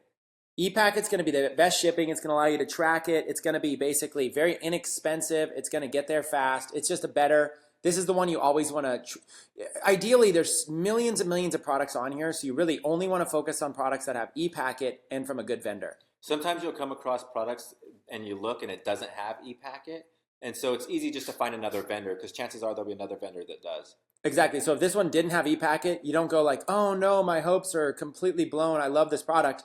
Just review it a little bit more and see if you can find it. Because you want to get the product, I don't want the product to take 45 days or 39 days or 39 days or whatever. Even though it's only 11 cents, I just want it to be there as simple as 12 to 20 days, because it's drop shipping. Now, some of you might think, we live in a society where customers aren't willing to wait 12 to 20 days anymore. But the reality is that you've got to start somewhere. And because you guys probably don't have money to go buy your own inventory and your own stock, it's better just start off with products that take 12 to 20 days, get used to this business, and then eventually you can order your own products and you can get it to the customers faster. That's what Robert did. Robert actually eventually started ordering backpacks himself in bulk, because then he could like be in charge. It doesn't have to take 12 to 20 days. It might take 12 to 20 days to get to Robert, to his house, but then it's only, then he'll sell it and he'll only get it like in 2 days to the customer. So just start here, ePacket, 12 to 20 days. Once you select that, you'll notice the price is different. This is your actual price. So even though it says $239, that's not your actual price. Your actual price, you have to select the attributes and choose ePacket. Once you've chosen ePacket and chosen whatever attributes there are, it should show you a price here. That is your actual price of the product. So even though it says $239, that's not your cost. Your cost is $397. When an order comes through, if Billy from Michigan orders one of these brush gloves, it's going to cost you $3.97. So you have to mark this up. You have to sell for more. Now, how much should you sell for? I think if you're a brand new beginner and you're just trying to reach that $100 in sales, you guys want to see how crazy I am. You know how much I would sell this for? I would sell this for $4.95. Now, before you guys wonder what the heck I'm doing, let me explain why. I would sell this for $4. This product here I would sell for $4.95 with maybe with like free shipping or really cheap shipping, like $2.95 shipping. Here's why. Okay, I'm gonna show you guys right now. Let's do brush glove. Let's go back to Google. Let's go back to that Google search I was doing earlier where you can do a site search. Site, myshopify.com, and let's do brush glove. Okay? And let's look at, and maybe just like dog brush glove. Okay? Now, one way to do it is you're looking at all these results, but you can actually go look at images and you'll see the exact same image. So I went over here to my Shopify dog brush glove. Look how I said images. And now I'm able to see that exact blue glove. So all these, see how this one's different? All these sites, all these pictures with the exact blue glove, these ones right here, I can basically go here, click on the image, and I can go visit the page. Now look at this. I'm on a Shopify site that's selling the exact glove. Okay? This is, I'm basically showing you, and this is, look, this is us, not even pre-scripted. It's not like, I don't even think Robert meant to look at this, and you definitely know I didn't know he was gonna do it. So this is us just showing you how simple it is. Look, this logo, super generic, super easy. This theme design, super generic, okay? And look what they did. They've got a couple pictures, and you showed all that happened was Robert went on here and just dragged and dropped these images to his desktop. Okay, he just dragged and dropped these images to his desktop, and then he uploads them to his store. Okay, and there's also tools. There's tools you can use to import products, but me and Robert don't even really import products. We just go and we spend our time looking for a winner. Once we find a winner, we upload some pictures, and look, see how it's called the Amazing Handy Pet Brush Glove? Does that sound a little bit better than the True Touch De-Shedding Brush Glove Pet Dog Cat Gentle Efficient Massage and Grooming? So when Robert said don't use this title, do you understand why? The vendors, the wholesalers, who are the people on AliExpress, who are they targeting? They're targeting guys like me and Robert who want to go sell this. So they're putting in a bunch of keywords because I might put in like pet grooming and they want to show up for pet grooming. They're basically putting in a bunch of keywords to show up. But when you're selling to the public, you need a cool title like this. The Amazing Handy Pet Brush Glove. It sounds like an actual like legit product that you would see on like an infomercial. And then $17.89 as compared to this, save $18. Quantity 1, and look, free shipping. So they're selling $17.89 with free shipping. They've got a description here, and then they've got a little video of somebody using it that they found on YouTube. So listen, you guys, this is why I taught you the site search. You could literally model after this. If you wanted to sell this glove, you just got an idea for a title, an idea for a description, you just found a video that you can embed, and you just saw kind of how they use the pictures, okay? And you kind of also get an idea for what somebody else might have done some product research on to see what it should sell for. So that's why I love being able to just model after sites, okay? So you do that, and now you've got this idea for this handy pet brush glove, okay? This de-shedding type glove. And so now you go in here and you're like, okay, what's your cost? Your cost with ePacket shipping, okay? Now look, if you use the seller's shipping method, it looks cheaper, but don't do it. Just trust me for the time being as a beginner, always use ePacket. Just start with that until you know what you're doing. Consider all the other options for intermediate members only. If you're an intermediate Shopify seller, then use those. If you are a beginner, just use ePacket. It's easier to focus on one thing and do it right. Use only, okay, so here's my rules for you. Only use good vendors with a lot of feedback and a lot of, and if this one had one diamond, see if you can find it from another vendor. You know what I'm saying? Try to find it from someone else. So you're looking for like a good vendor. And now this is $3.97. Okay, that's your cost. So when you go to mark it up, it's $17.89. So from $4 to $18, that's like $14 in profit.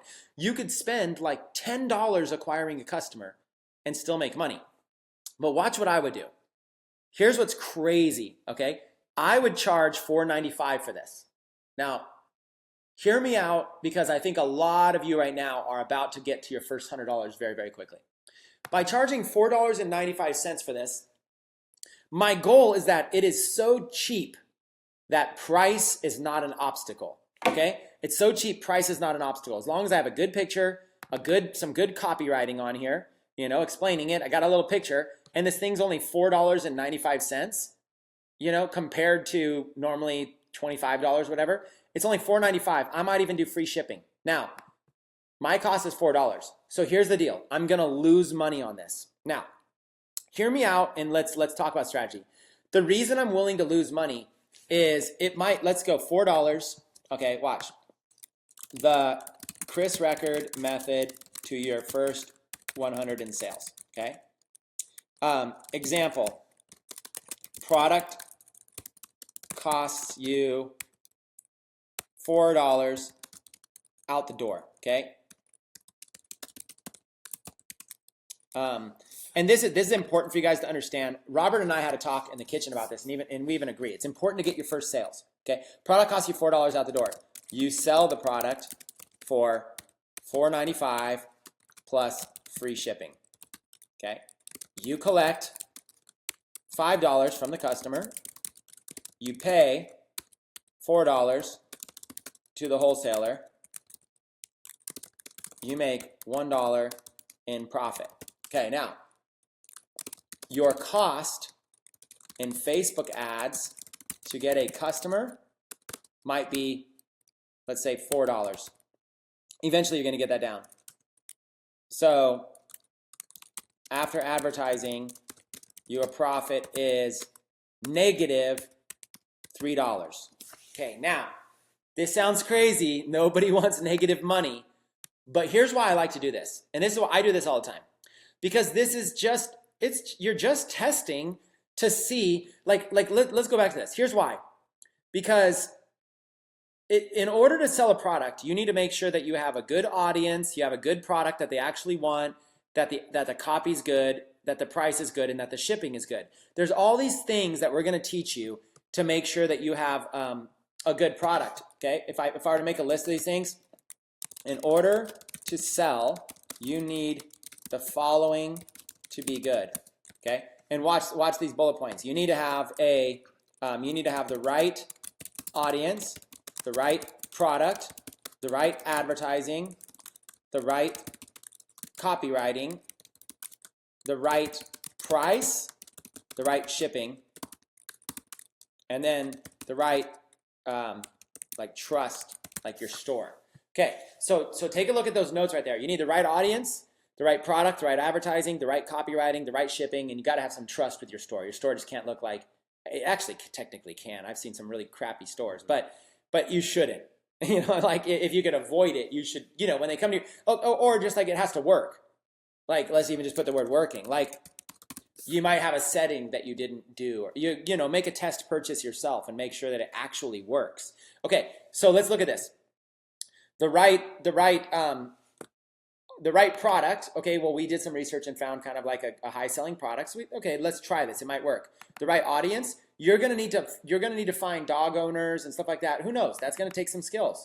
Okay, so that's something you're gonna have to learn. The right advertising. Yep, you're gonna have to learn Facebook ads. The right copywriting. I mean, at least you can kind of copy somebody else's stuff, but it should look something like this. Free shipping. It's got a description. Great pet hair remover. It's got a video. This would be the copywriting. Okay, and then you've got the right price, the right shipping, and you gotta have a store that works.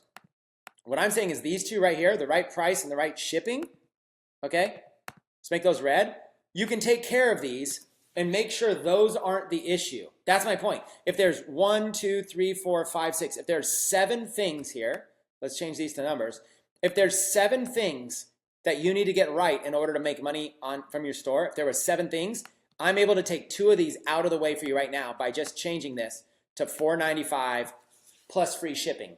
Now you know you have literally a price so low you're losing money. If that price, so now when you're going to sell, if you're not selling, you know it's not because of your price. So now if you try and your product doesn't sell, at least you know it's not because of your price. Okay? And if the product is selling a lot, you know it's not because of the product. And if you have good copywriting, you know it's not because of the copywriting. So now you've narrowed it down, and maybe you got to check to make sure your store's working. Okay, well now you've narrowed it down. You know what it is? It's your advertising and your audience. So now you're like, oh, maybe, I've been targeting Chihuahua owners and it's just not working. Let me go target, maybe you're like, oh, I didn't realize, maybe Chihuahuas don't really shed. And maybe you're targeting poodle owners and you're like, oh, poodle owners don't really shed. So now maybe what you're doing is you're getting a little bit better and you're like, oh, what's a dog that sheds a lot? Let's try to target some dog owners. Maybe your advertising was too broad or you're using the wrong type. At least you can narrow it down to figure out one thing. My advertising the issue. But let's say you were doing everything right and nobody was buying. It probably was your price and your shipping. So what I like to do is I like to start with like $4.90. So remember, your product over here is going to cost you like $4. You're going to go sell it for $4.95 with free shipping. Okay, so watch how this is going to work. You're going to start by selling it. Okay, we're going to start by selling it. So start with $4.95 plus free shipping. Okay, where you're losing $3 per sale. Okay, which is what we had here. Your profit is negative. Start there.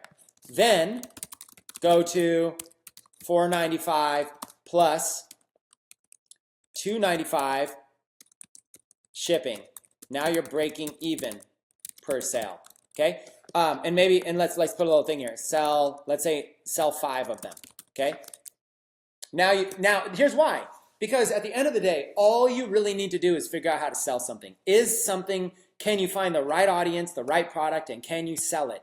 Trust me, if you guys can just sell something, you're going to do great. So start cheap and then sell it. Now sell 5 of them. And then go over here and sell 5 of them. Go over here and now add shipping so you're breaking even per sale. Now you've gotten 10 sales, okay? And you're selling the product over here for $5, so you've just made $50 of your $100 challenge. You just made $50, you sold 10. Your first 5, you were losing $3. Your second 5, you're breaking even. Now watch this, okay? Now watch how this is gonna work because this gets powerful. Okay, let's just even go like this. First 5, let's say orders 5 through 10. Let's say orders 1 through 5. Go there, okay? We're gonna make this an actual challenge for you guys. For your 90-day challenge. So listen, I'm going to make a bold statement. So many of you are going to start making sales by doing this. You're going to freak out. And you're going to be like, oh my God, this is amazing. Okay? Sales 1 through 5, on this example, be okay with losing a little bit of money. You don't have to say these exact prices, but be okay with losing a little bit of money. Okay? So let's be okay with losing a little. Okay? Sales 5 through 10, be okay with breaking even. Okay, that's the thing. Sales 5 to 10, be okay with breaking even. Now sales 10 to 20, okay, and now you want to start bumping up the prices. Okay, go to, let's say, $9.95 plus $2.95. Actually, I'll probably do plus free shipping on this one. Okay, and now your profit, so now you're actually charging $5 more, but you're losing that. So right here, this was 5 plus 3, that was 8.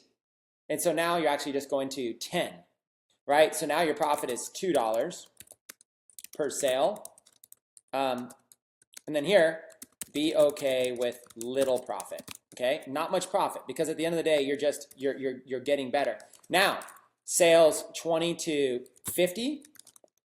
Go to, and as long as it's selling well, $9.95 plus $2.95 profit, or $2.95 shipping. Now you're adding an extra 3, right? So now your profit is $5 per sale. Okay, ready to scale, and now push the envelope. Okay, here's the thing: you can always backtrack. If you keep pushing this higher and it doesn't convert, you can always go back. So now sales 50 to 100. Let's do another 50 sales here. But on these ones, let's push it a little bit. Let's go to 995 plus. Let's go to 495 shipping. Profit is now you just added an extra $2. Now profit is $7 per sale. Ready to scale big. Over $1,000 in sales at that point. Yep, and you've already done over $1,000 in sales. You're already at the round 2, and then at this point, 100 plus sales. Now you've got a solid margin right there. 995. Now 100 plus sales. Scale out like crazy. If it doesn't work, go back to previous pricing. Okay, and that's it. There's a basic strategy. You're looking at $1 million strategy right there. Now, in the 90-day challenge, we're mostly going to tell setup, but I want you guys to start selling. So just try this, okay? Here's the bottom line. Look over here on the right. On your first handful of sales, be okay with losing a little bit. Then be okay with just breaking even. Then be okay with just a little bit of profit. At that point, you've figured out if a product can sell or not. Your first 20 sales, kind of figuring it out. Now, what else is happening? Facebook gets smarter with every sale you make. They start optimizing your ads to target more people likely to buy. So, by getting more sales, even if you are losing or breaking even, you mature a pixel. That's advanced, okay? Advanced. Maturing the pixel means Facebook optimizes your ads to perform better. That's all that means. Okay. Now, for the same ad spend, you are making more sales because of this strategy. Okay. So what this is, in a nutshell, you guys, this is an amazing strategy that most of you are not doing. Here's what most of you are doing. You're starting here. I promise you. This is, Robert is over here shaking his head, nodding. It's because what most people do. You're starting, wanting to have a ton of profit per sale. In fact, some of you are like, oh my God, there's $20 profit per sale. I'm going to kill this. If you know you have the potential for $20 per sale, then go down here and just break even or even lose a little bit, knowing you can change the price. Now, in order to do this, there's something very, very important. To do this, do not mention cost, price of product or shipping in your advertising, okay? Do not mention it. So if your advertisement says free shipping, then you have to do free shipping on all of these. You have to but that's okay, you have to raise the price. But keep in mind, if you're like, hey, for a limited time, this is only $4.95, by saying the cost in your advertising, you can't raise it. If you just have general ads going to your products, then you can change the prices all you want. Like, look, if I was at this right here, and then I refreshed the page, and that product was suddenly $15.89, I wouldn't know. I'm a new visitor. I wouldn't know. Then the next visitor that sees it, it's suddenly $19.95. There's no difference. And right now, we don't even know how much this is in shipping. We don't know how much it is in shipping until we add to the cart and we go check out. And once we add to the cart and then we go check out, then it's going to take us to this form. We have to put in all of our information and then continue, and then it's going to tell us what the cost of shipping is. Okay? So we don't even know. Since we don't know, we don't have a way to even do that. So listen, in a nutshell, as long as you want to do the strategy, sales 1 through 5, start with $4.95, or in this case, be okay with losing a little bit. So I'm saying $4.95, but let's choose another product just to give you an example. Let's go to just some random product. Let's go choose a bakeware product. Let's say your product is, let's see, this one, okay? Here's a handy little bread slicer. Let's say your product was this bread slicer right here. Same thing, we're gonna go here, e-packet, okay? Your cost is $7.28. So if this was your cost right here, $7.28, and you wanted to do this, I would sell this product. Be okay with losing a few bucks. Your sales price should match this, somewhere near this. I would sell this for maybe $7.95. And then I know I'm going to have to pay for advertising. Whatever my advertising cost is, I'm going to lose a few bucks, but that's okay. Or maybe I'll sell this for $9.95 and just, I'm still probably losing $1 or so with advertising. I'm going to sell it cheap, okay? But then after I sell it cheap, the perfect toast cutter slicer, let's see. Perfect toast cutter slicer. Looks like it's probably that one. I don't know if there's a better picture of it. I probably just don't have the best name for it. But there's one right here. Let's visit the page and let's see if what this person's. Oh, their store's not open. Anyways, you can go see what other people are selling it for. Let's see. Perfect slicer. Yeah. Who knows what? Maybe I have to look at some more keywords to find that exact product. Hold on one second. Let's see if I can find it. Precise cutting with slicing guides, 4 slices thickness. You can usually go down here and figure it out, but precise and fast, precise cutter. Anyways, who knows? I don't want to search for the exact thing. We've only got so much time. Let's go precise. And that's probably the same one we were just on, it's my guess. Yeah, for some reason they took off their password. Anyways, you can go find, if you search enough, you can go find somebody selling it and you can see the exact price. But I'll bet you they're selling it for like $17 or $18. Okay? Yeah, I don't feel like looking at this anymore. But they're probably selling it. They're probably getting it for $7. They're probably selling it for like $15 to $20, my guess. So you can undercut everybody. When they come to your site, my main point is when they come to your site, your price and your shipping. If your price is essentially your wholesale cost and your shipping is free, then you know that's not what's harming your sales. So now you can focus on just trying to find the right ads to it. You can always raise these two. So you keep raising them. At first you're losing a little bit of money, then you're breaking even, then you're making a little bit of profit, then a lot. At $7 per sale, if you're making $7 per sale, you might be able to scale this to sell, 100 a day. That's $700 a day. I mean, it's crazy. You can really scale something like that, okay? And that's what happens. Robert, you had a backpack that was selling, and you made your first 100, your first 1,000, and stuff like that. But then when you started scaling, how much in total sales in backpacks did you do in what time frame? Well, in the first 8 months, we did our first $1 million, and that was almost all on backpacks.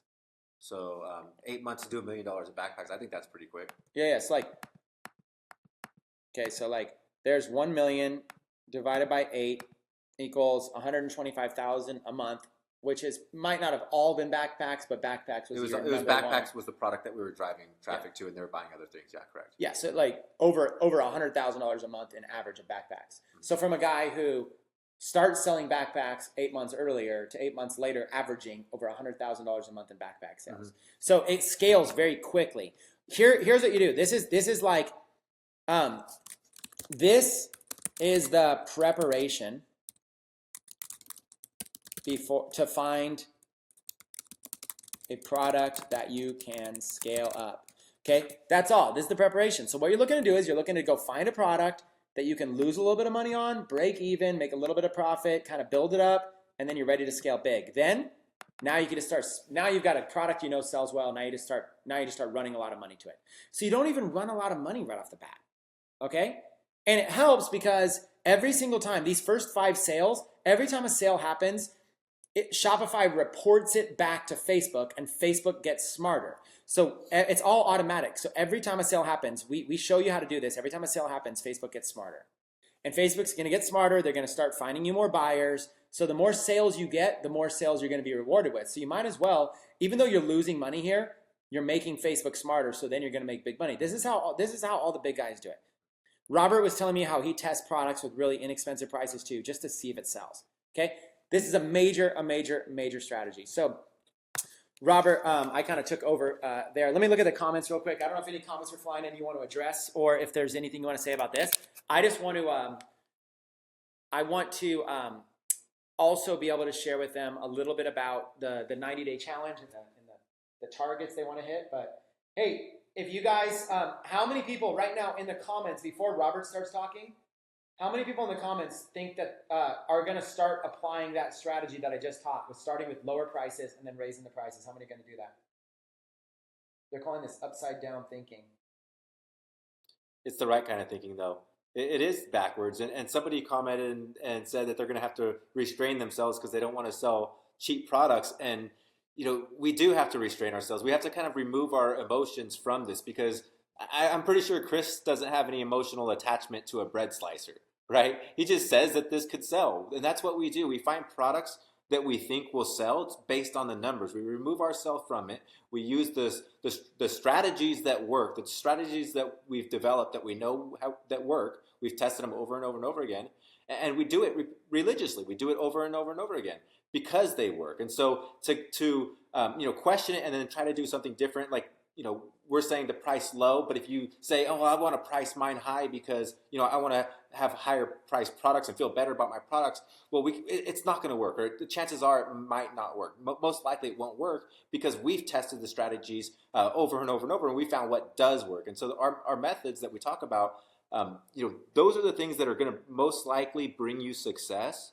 And you might get lucky doing some of the other things, but most likely you're not. Most likely you're just going to struggle like a lot of other people and beat your head on the wall and say, why doesn't this work? And so we wanted to remove that. Chris wanted to remove that. That's why he typed up the notes so you could see what we're saying, and it becomes clear that there's actually just simple steps, and if you follow those simple steps, it works. And it might take some testing, it might take some practice, it might take some tweaking, but it does work. And the strategies are going to be your quickest chance to success rather than just trying to do things on your own.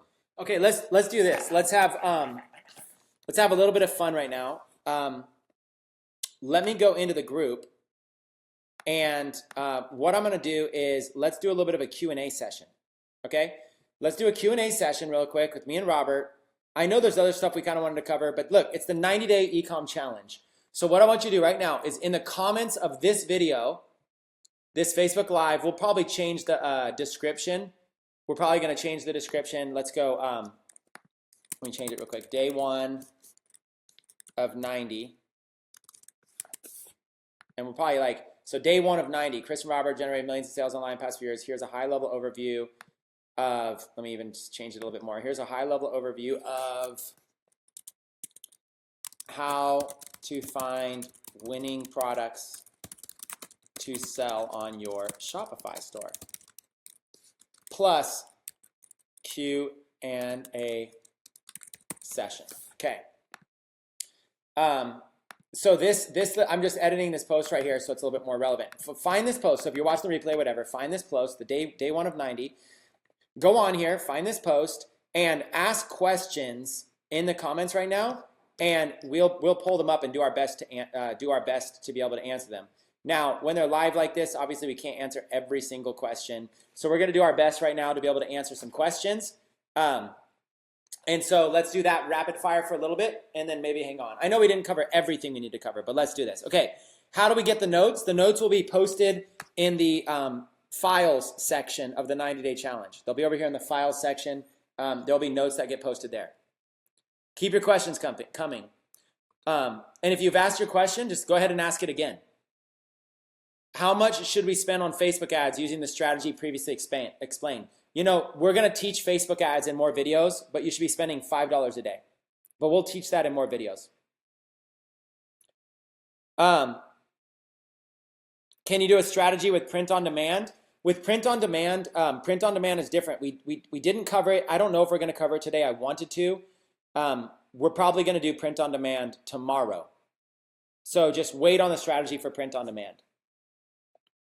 If we are ready to do Facebook ads, where do we start? Diane, if you're ready to do Facebook ads and you don't require training, then just start with the training at ecommtutor.com. Okay? Go to ecommtutor.com, start with the training there. If you're ready to advance, today's day 1 of 90. You can't teach everything on the first day. If anybody here is ready to go, that'll be good. Will you do live videos for all 90 days? I don't know if we can commit to them all being live, but a video will be submitted here every day for 90 days. Okay. What apps do we have to install? That'll be covered on another, in one of the 9 days. We'll do a whole entire day dedicated just to Shopify apps. How can I use PayPal to pay on AliExpress? We'll have to cover that later. On the $4.95 plus shipping, would you limit how many they can get at that price? No, you just keep an eye on it. Dagmar, just keep an eye on it is the easiest way. That's what I would do. I would just, when you're a beginner, you know, you're not going to get suddenly out of nowhere. You're not going to spend a $5 ad and get 1,000 sales. Okay, so just, you know, just don't worry that much. You're going to get sales are going to trickle in. You'll have plenty of control. Sean, when should we expect the daily trainings? Every day at 5 p.m. Eastern time. Okay, so let's put that in the comments. Daily trainings are every day at 5 p.m. Eastern time, and we'll put roughly. Like today was like 5 minutes late. Okay, so sometimes this. Does Chris still do 2 hours of cardio every morning? No, that's kind of random. Okay, I have 2 Facebook free plus shipping ads going. Oh, here's a good question. I saw this on my phone. Okay, here's a good question. Oyane says, I'm going to charge you, Chris, because after hours of putting my store together, I'm going to have to redo everything. Okay? No, don't redo anything. Okay, listen, the strategy I just told you is only for products you're running ads to. Okay, let me clarify this really quick. Okay? This strategy is only for products you are running ads to. Okay?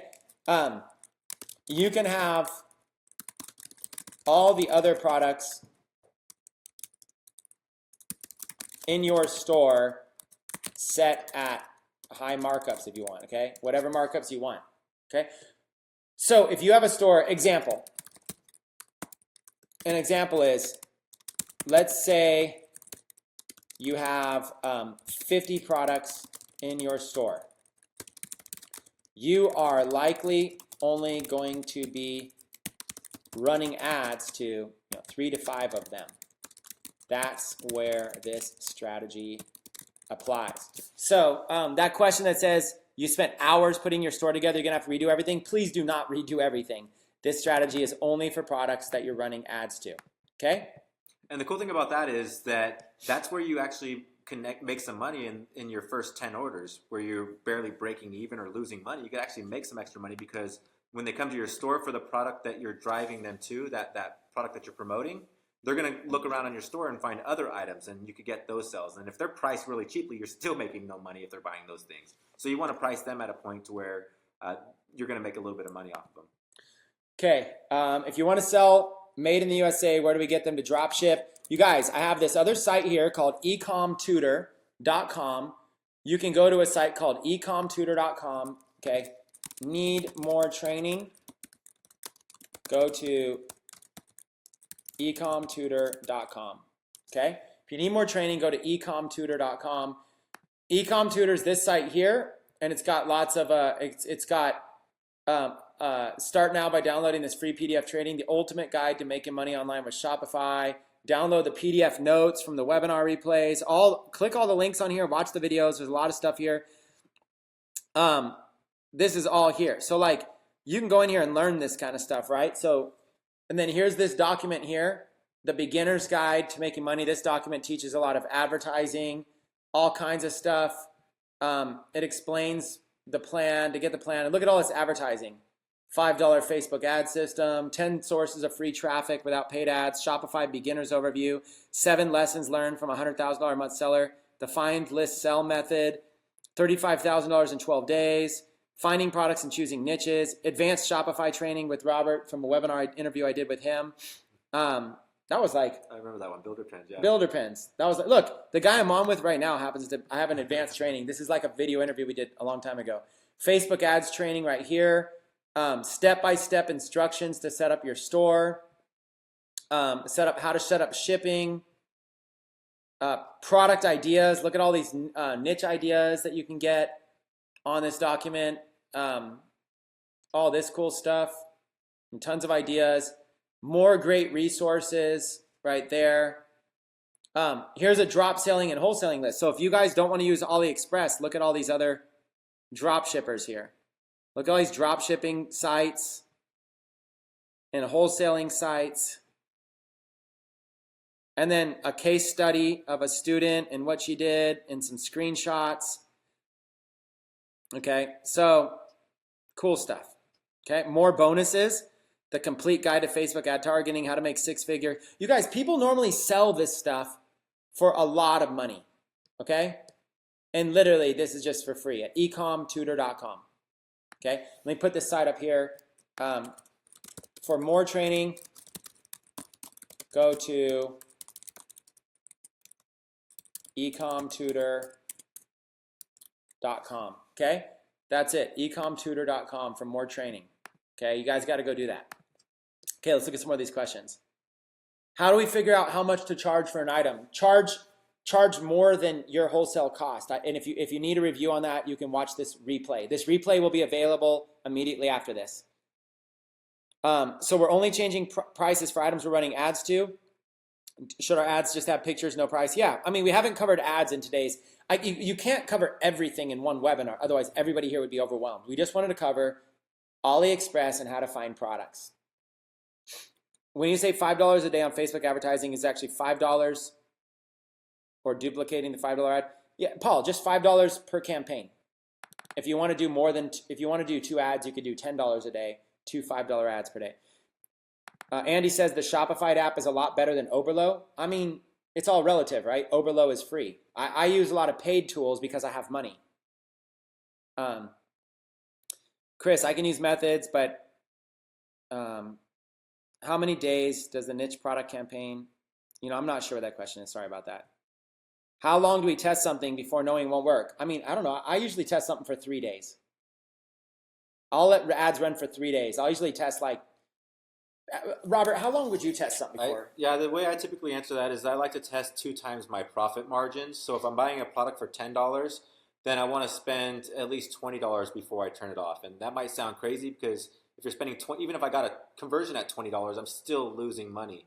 But just like we talked about the pricing principle a little bit ago, at least it tells me that there's something there. So if you're spending $5 a day, then and your profit margins are $10, then run it for 4 days. But my rule is 2 times my profit margin. If I'm not getting a sell, then I just turn off my ad. Hopefully I'll have 4 sales by 2 times my profit margins or more. But at the very worst, I'm turning off my ad if I'm spending 2 times my profit margin. Okay, Robert's testing rule is 2 times profit margin. For example, if a product has $10 profit, you will invest 20 into ads to see if it sells. Pretty simple, right? If the ads are $5 a day each, then he will run it for 4 days. If they are $10 a day each, he'll run for 2 days. Whatever it might be. It's essentially $20. If the product has $20 in profit, he will run $40 in ads. Does that make sense, you guys? It's a valuable little technique right there. Is it okay to mention the price on ads is a special offer? Yeah, you can, copywriting is copywriting. You can mention there's special offer, discount. You guys, study what other people are doing. Study what other people are doing and saying and try it out yourself. And trust me, this is day 1 of 90. We'll teach you plenty. The one thing on that, though, because Chris mentioned about changing the price when you first have your pricing low and you want to raise your pricing up on your store, if you have the price on your ad, then you won't be able to do that. So that's only the only downfall of putting the price on the ad is that you can't raise it on the store because then the price is already on the ad, and so it will be wrong. Yeah, so the general rule of thumb is when you guys are advertising your store, you got to ask yourself, am I boxing myself into a certain price or a certain deal, or do I have flexibility to change the price? You want the flexibility in the beginning. A lot of people are saying good stuff, Robert. I saw a lot of feedbacks earlier. We're not getting into calls to action or Facebook ads or anything, you guys, today. We haven't. It's ask questions about AliExpress or ask questions about any other process we touched. Yeah, go read all that. Which is better to use for a niche store or a general store? So a niche store would be like a store for dogs or a store for hiking or a store for golfing, right? It's a store built around a niche. And then you have a general store. A general store could be like,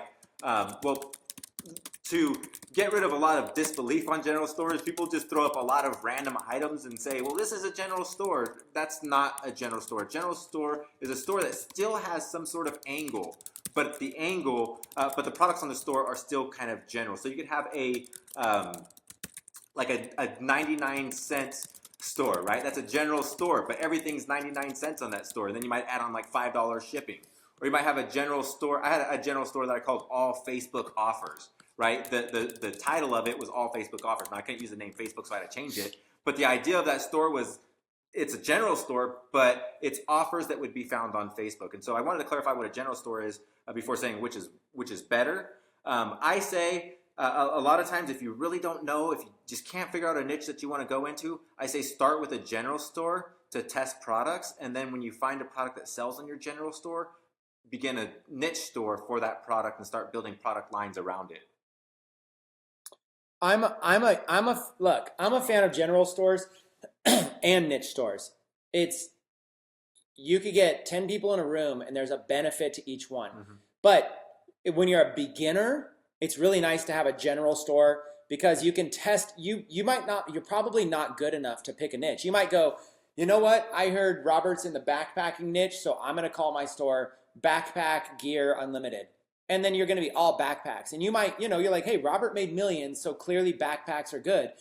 But the reality is, instead of calling yourself Backpack Gear Unlimited, at least go more broad than that. Like, even if you're not a general store, like everything, maybe instead of backpacks, maybe at least call yourself like an outdoors store. So at least more general, because now maybe backpacks don't sell for you, but at least now you can try to sell a bunch of different types of gear, like hiking gear or running gear or summer gear. You could really get very, very general. So what you want is in the beginning, you want more freedom to test different products. Now, once you get good though, once you get really good, you could build a niche store. You had the pen store. Tell them an example. After doing this, you formed a niche store. Yeah, that was just a writing pen that had a ruler on it. Was like built for architects and engineer type people, and it had a ruler, it had a level, it had a stylus for the computer. You could take off ends, and there was like screwdrivers on it. It had a bunch of different uses. I think it was like a 6-in-1 writing pen, and we called it builder pens. That the idea was that builders, that contractors, that architects and engineers would be using this pen on the field for their career. And then we could take it out even further. We had an idea of going into like pilot pens and a bunch of other niches built around occupations or industries, to where you could have endless amount of niches built still kind of around that one niche, around the pens. So there's a bunch of different angles you could go, but I agree with Chris 100% that you do want to start as general as you can. That way you could collect information and not bind yourself to something that doesn't work. If I started on this builder's pens site, if that was the first thing that I did, chances are it would have failed. It would have failed, and I would have locked myself into that, and I would have given up because that didn't work. Because the niche store that I tried every principle, and I tried all of the rules, and if it didn't work, I would have given up. But if I had a general store, then I would have just moved on to another product, and that's exactly what I do and recommend. Yeah, so someone was saying that some of these direct links someone in the comments said the direct link didn't work, and I just tested it. It looks like it's just showing up blank. If a couple of these direct links aren't working right now, we just changed our virtual office. We have a new URL structure, so I haven't messed with all these links. So if something's broken, it'll just be a matter of a few days before we fix that. Okay, are general stores or niche stores better? If you're a beginner, it's better to go a little bit general instead of boxing yourself into a niche that might not work. When will the replay be available? It's instantly available. This is still live. As soon as this is over, the replay is instantly available.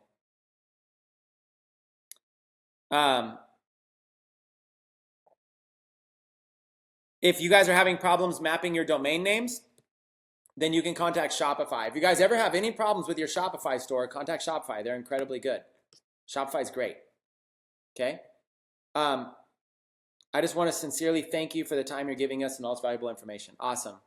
Would you use Google AdWords? Right now we just focus basic, trying to get your first $100 in sales. I wouldn't really expand much until you're making some sales.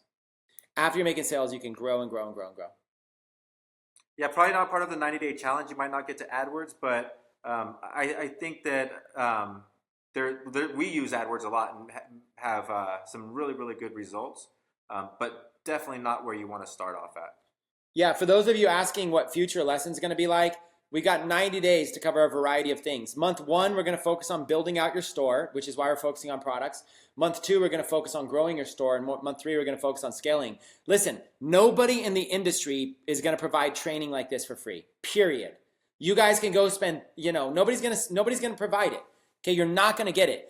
And then we're going to offer even more strategy inside of our entrepreneur club. So when you go into our paid entrepreneur club, you're going to get even more detailed strategy. And then we've got our school. Techademics has a school to go in depth. And then we even have interactive work if you guys have seen our incubator. So listen, everything from our free training to our paid training, nobody in the industry offers anything to this level for what we're doing. You guys don't need to go anywhere else. You guys don't need to buy any training anywhere else than what Techademics recommends. Okay? This 90-day training is going to be off the hook for 90 days, you guys. So listen, we can't answer too many more questions because we've already been going for a couple hours. Let me see. I'll maybe just do 2 or 3 more, and then we'll wrap it. Charles says how to get good at copywriting. Charles, use that site search I told you. Review a lot of other sites and go look at how they write copy. That's how I learned how to write copy, was just modeling after how other people do it. Success leaves clues. Richard, would a general store confuse Facebook when they try to optimize it? No, a general store is looking for buyers. Especially, look, you don't have to have a general. You don't have to sell every niche under the sun. We're just saying don't be super specific. Like a super niche store might be classic car accessories, okay? Muscle car accessories or something.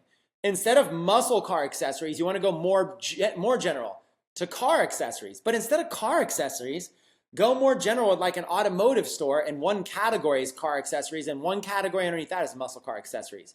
You see what I'm saying? Like, and I'm just, by the way, I just said that because a classified ad was right here that said classic car. That's where the idea got planted in my mind. But do you know what I'm saying? Like, it's okay to be in the automotive niche. That's a general store. I mean, technically speaking, it's a niche store, but that's not what we're talking about. We're talking about like, just don't box yourself into something so small that you don't have a lot of room for experimenting, because you're not going to be good enough to predict winning products right off the bat. You're going to need to experiment, try a few different ones to see what's going to work. So just try to go a little bit more general in order to have a good chance of success. That doesn't mean you need to start up a new Shopify store. You don't. Literally, you could just buy a domain for like $5 from GoDaddy, and that's it. Map a domain name, have a basic logo. So let's say your store was, I think Lawrence Aponte came out and taught on this. Let's say your store was like Texas apparel, and you're focusing on all things Texas, or, Texas custom phone cases. Let's say that was your store. Texas, you're like, I'm going to sell phone cases to Texas. Instead of it being called Texas custom phone cases, just buy a new phone name that says like, phone cases superstore, like there you go. And then just change it.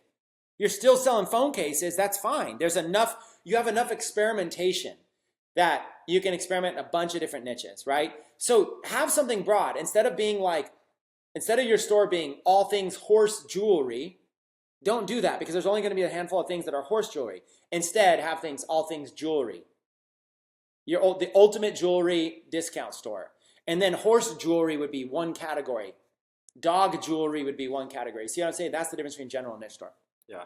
And answering the question about will it throw off Facebook's pixel? Well, no, because Facebook will just optimize for the purchase. So if you have that dog store that's broken up into a bunch of different dog niches, it's going to optimize for just general dog owners rather than pit bull owners. If you had a pit bull store, it's going to start optimizing for pit bull owners, because that's what it's going to find is purchasing. But then if you go to have a dog store, well, it's going to optimize for dog owners. And if you just had this general store with 25 different categories, well, what Facebook will eventually optimize for is just purchases for buyers.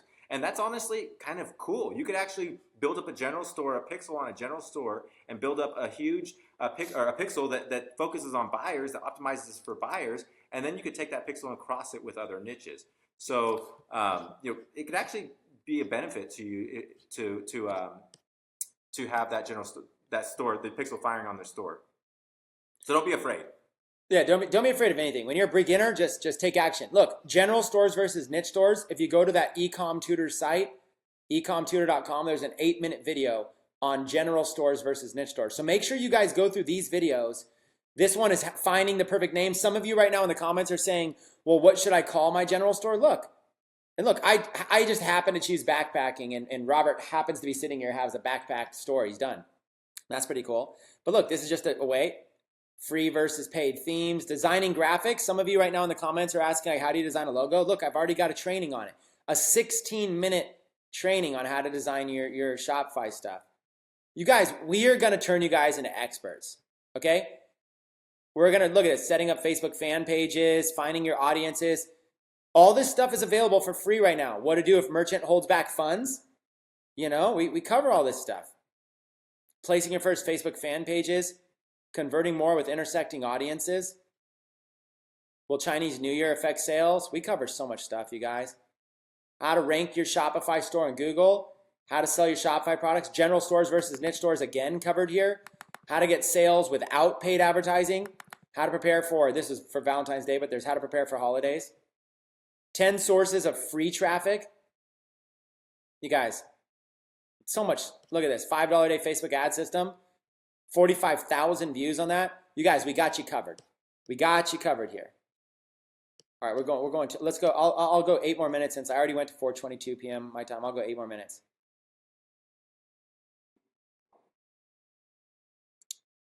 Did you recommend a game at some point? A game for writer's block? Yeah. You know, I did, but I don't know if it still comes up. It's called Typing Maniac. The game's called Typing Maniac for writer's block.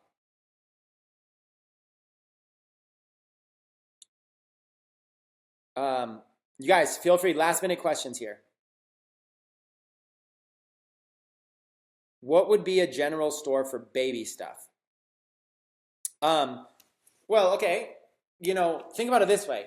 Babies don't buy things online. Parents buy things online, right? So really you're talking about what would be a general store? You could do a parenting. You could do a store for all things parents, you know? So like, and then that store, you've got to think outside of the box. Parents, how many people in the United States, that'd be interesting. I'm gonna Google that real quick just to show you how general something could be. How many people in the United States are parents? Just curious. Statistics. I don't know if it's gonna be easy. Oh, I hate it when there's just like text everywhere. I don't have time. 82.5 million is the estimated amount of mothers. Okay, 82.5 million and 66.3 million fathers. Okay, so the total approximately 148 million. So just in the United States alone, approximately 148 million people are parents. So that gives you an idea, right? So that's a general niche. Mm-hmm. Now, if I ask, if you start dialing down, like how many people, like if you start dialing down, like how many people play golf? Okay, that's pretty, it's niche. You'd be probably better off doing a sports store. Even though there's a lot of golfers, you'd be better off doing like a sports niche. So at least you have golf as a focus, but then you could also be like, hey, I wonder if I might have a better interest in like targeting people who are like passionate about volleyball or even like badminton or table tennis or ping pong, you know, stuff that like maybe people are more passionate about. The kind of person that like really plays ping pong all day is probably like more passionate than somebody who plays golf, believe it or not. It's crazy because like some sports might be more passionate than others. So you don't want to just box yourself into golf. You might want to do all things sports. Mm-hmm. And then if you really just go generic, just be like, you know, my generic super discount store or whatever. And you can sell anything you want. You can literally sell anything you want. And the thing to remember is that you could always narrow down later. You know, it's harder to start off with like a baby shoe store and then decide that you want to go into a baby store and then decide you want to go into a parent store. It's hard to make that move. But you could always start off at a parent store, and if you find that a lot of baby stuff is selling, you could focus either on that store as the baby store, or you could build another store that's a baby store, which is what I would do. Because I like to build multiple stores up that kind of create a network of stores that kind of work together. But it's always easier to start the broadest and work your way to the most precise. It's not 50-50. Oh, because the stats showed, what do the stats show? That like there's more mothers than fathers. I don't know what the reason is, but I do think that women outlive men, and that might be it. I don't know what all these stats are. I don't make the stats. It's four more minutes, and then I'm going to cut this off. Is it too late to join the 90-day challenge? No, you can join the 90-day challenge on day 89 if you want. You guys, Anybody can join this 90-day challenge at any point. You just have less days left. Today is day 1. You've got the full 90 days. If you're watching this video on day 2, then you have 89 days. If you're watching it on day 3, you've got 88 days left. Okay, what else you got? Somebody was seeing different pricing on the screen, on our screen, versus what they were seeing on the same sellers on AliExpress. And that's probably because on Chris's computer, we have the Oberlo app, or one of those apps installed. I have a Shopify app. Okay, Shopify app, which shows a different price on the listing. It shows with the shipping included. And so, who was that? JJ, you probably don't have an app on your store, so you see the actual price without the shipping. Yeah, so like let's take this. I just clicked on children's watches right here. And there's this product right here. So when I hover over, because of the see, this says ePacket free, this doesn't have ePacket. This app just does it like a little, gives me like a head start. You have to pay money for this one though. You guys don't need it unless you want it. See how it shows ePacket 158. So what happens if this price right here is my combined price. It's $427, that's my out the door cost, so that I don't have to click on the product and go find it.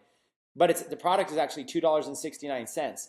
So I would have to go into the product, $2.69, I would have to choose a color, I'd have to go in here, I'd have to choose ePacket, and then click, and then it's $4.27.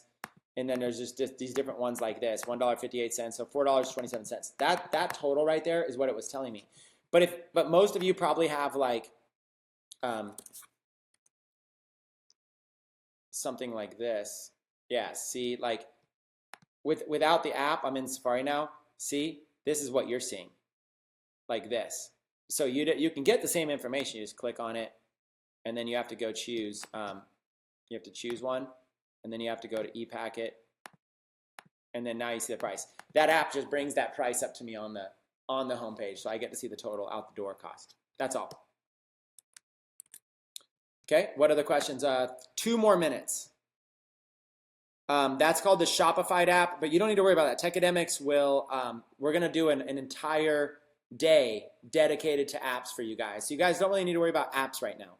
You guys here's what you should worry about. Day 1 challenge, okay? Research some products, research some stores, and try to figure out, what you want to do with building your store and what you want to do with adding products, and go do some research and try to figure out what you want to do. I mean, get started with like your game plan, what products do you want? Go find some products, do some market research, use AliExpress, and go from there. If you've not been accepted for support yet, that's not necessary for the 90-day challenge. Accepting the support for the support emails do not need to be added yet. That's only for when people contact our support and we need to get into stores to be able to help them.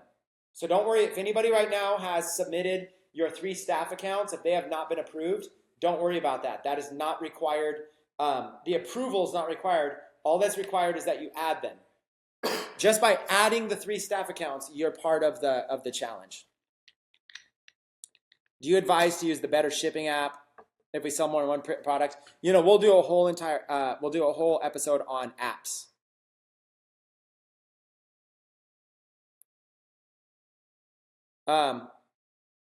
Every day we'll cover something different. Okay, last minute. Can new people see day 1 or day 2 if they join in a few days? Yes.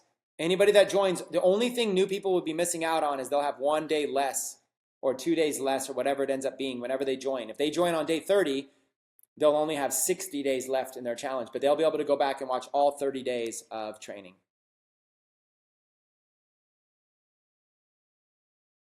Email's not included with Shopify, but if you purchase your domain name at GoDaddy, it's pretty simple. Who can I contact about staff? I'm not sure what you mean, Zosh. Thank you, Chris and Robert. Massive value. Thanks again, Chris and Robert. Robert was just like an accidental guest today. I just asked him like 5 minutes before. I was like, hey, do you want to come on and share? So Robert happened to be visiting my house, staying at my house, and so he just jumped out. Good timing. I actually got to be at the airport in a couple hours.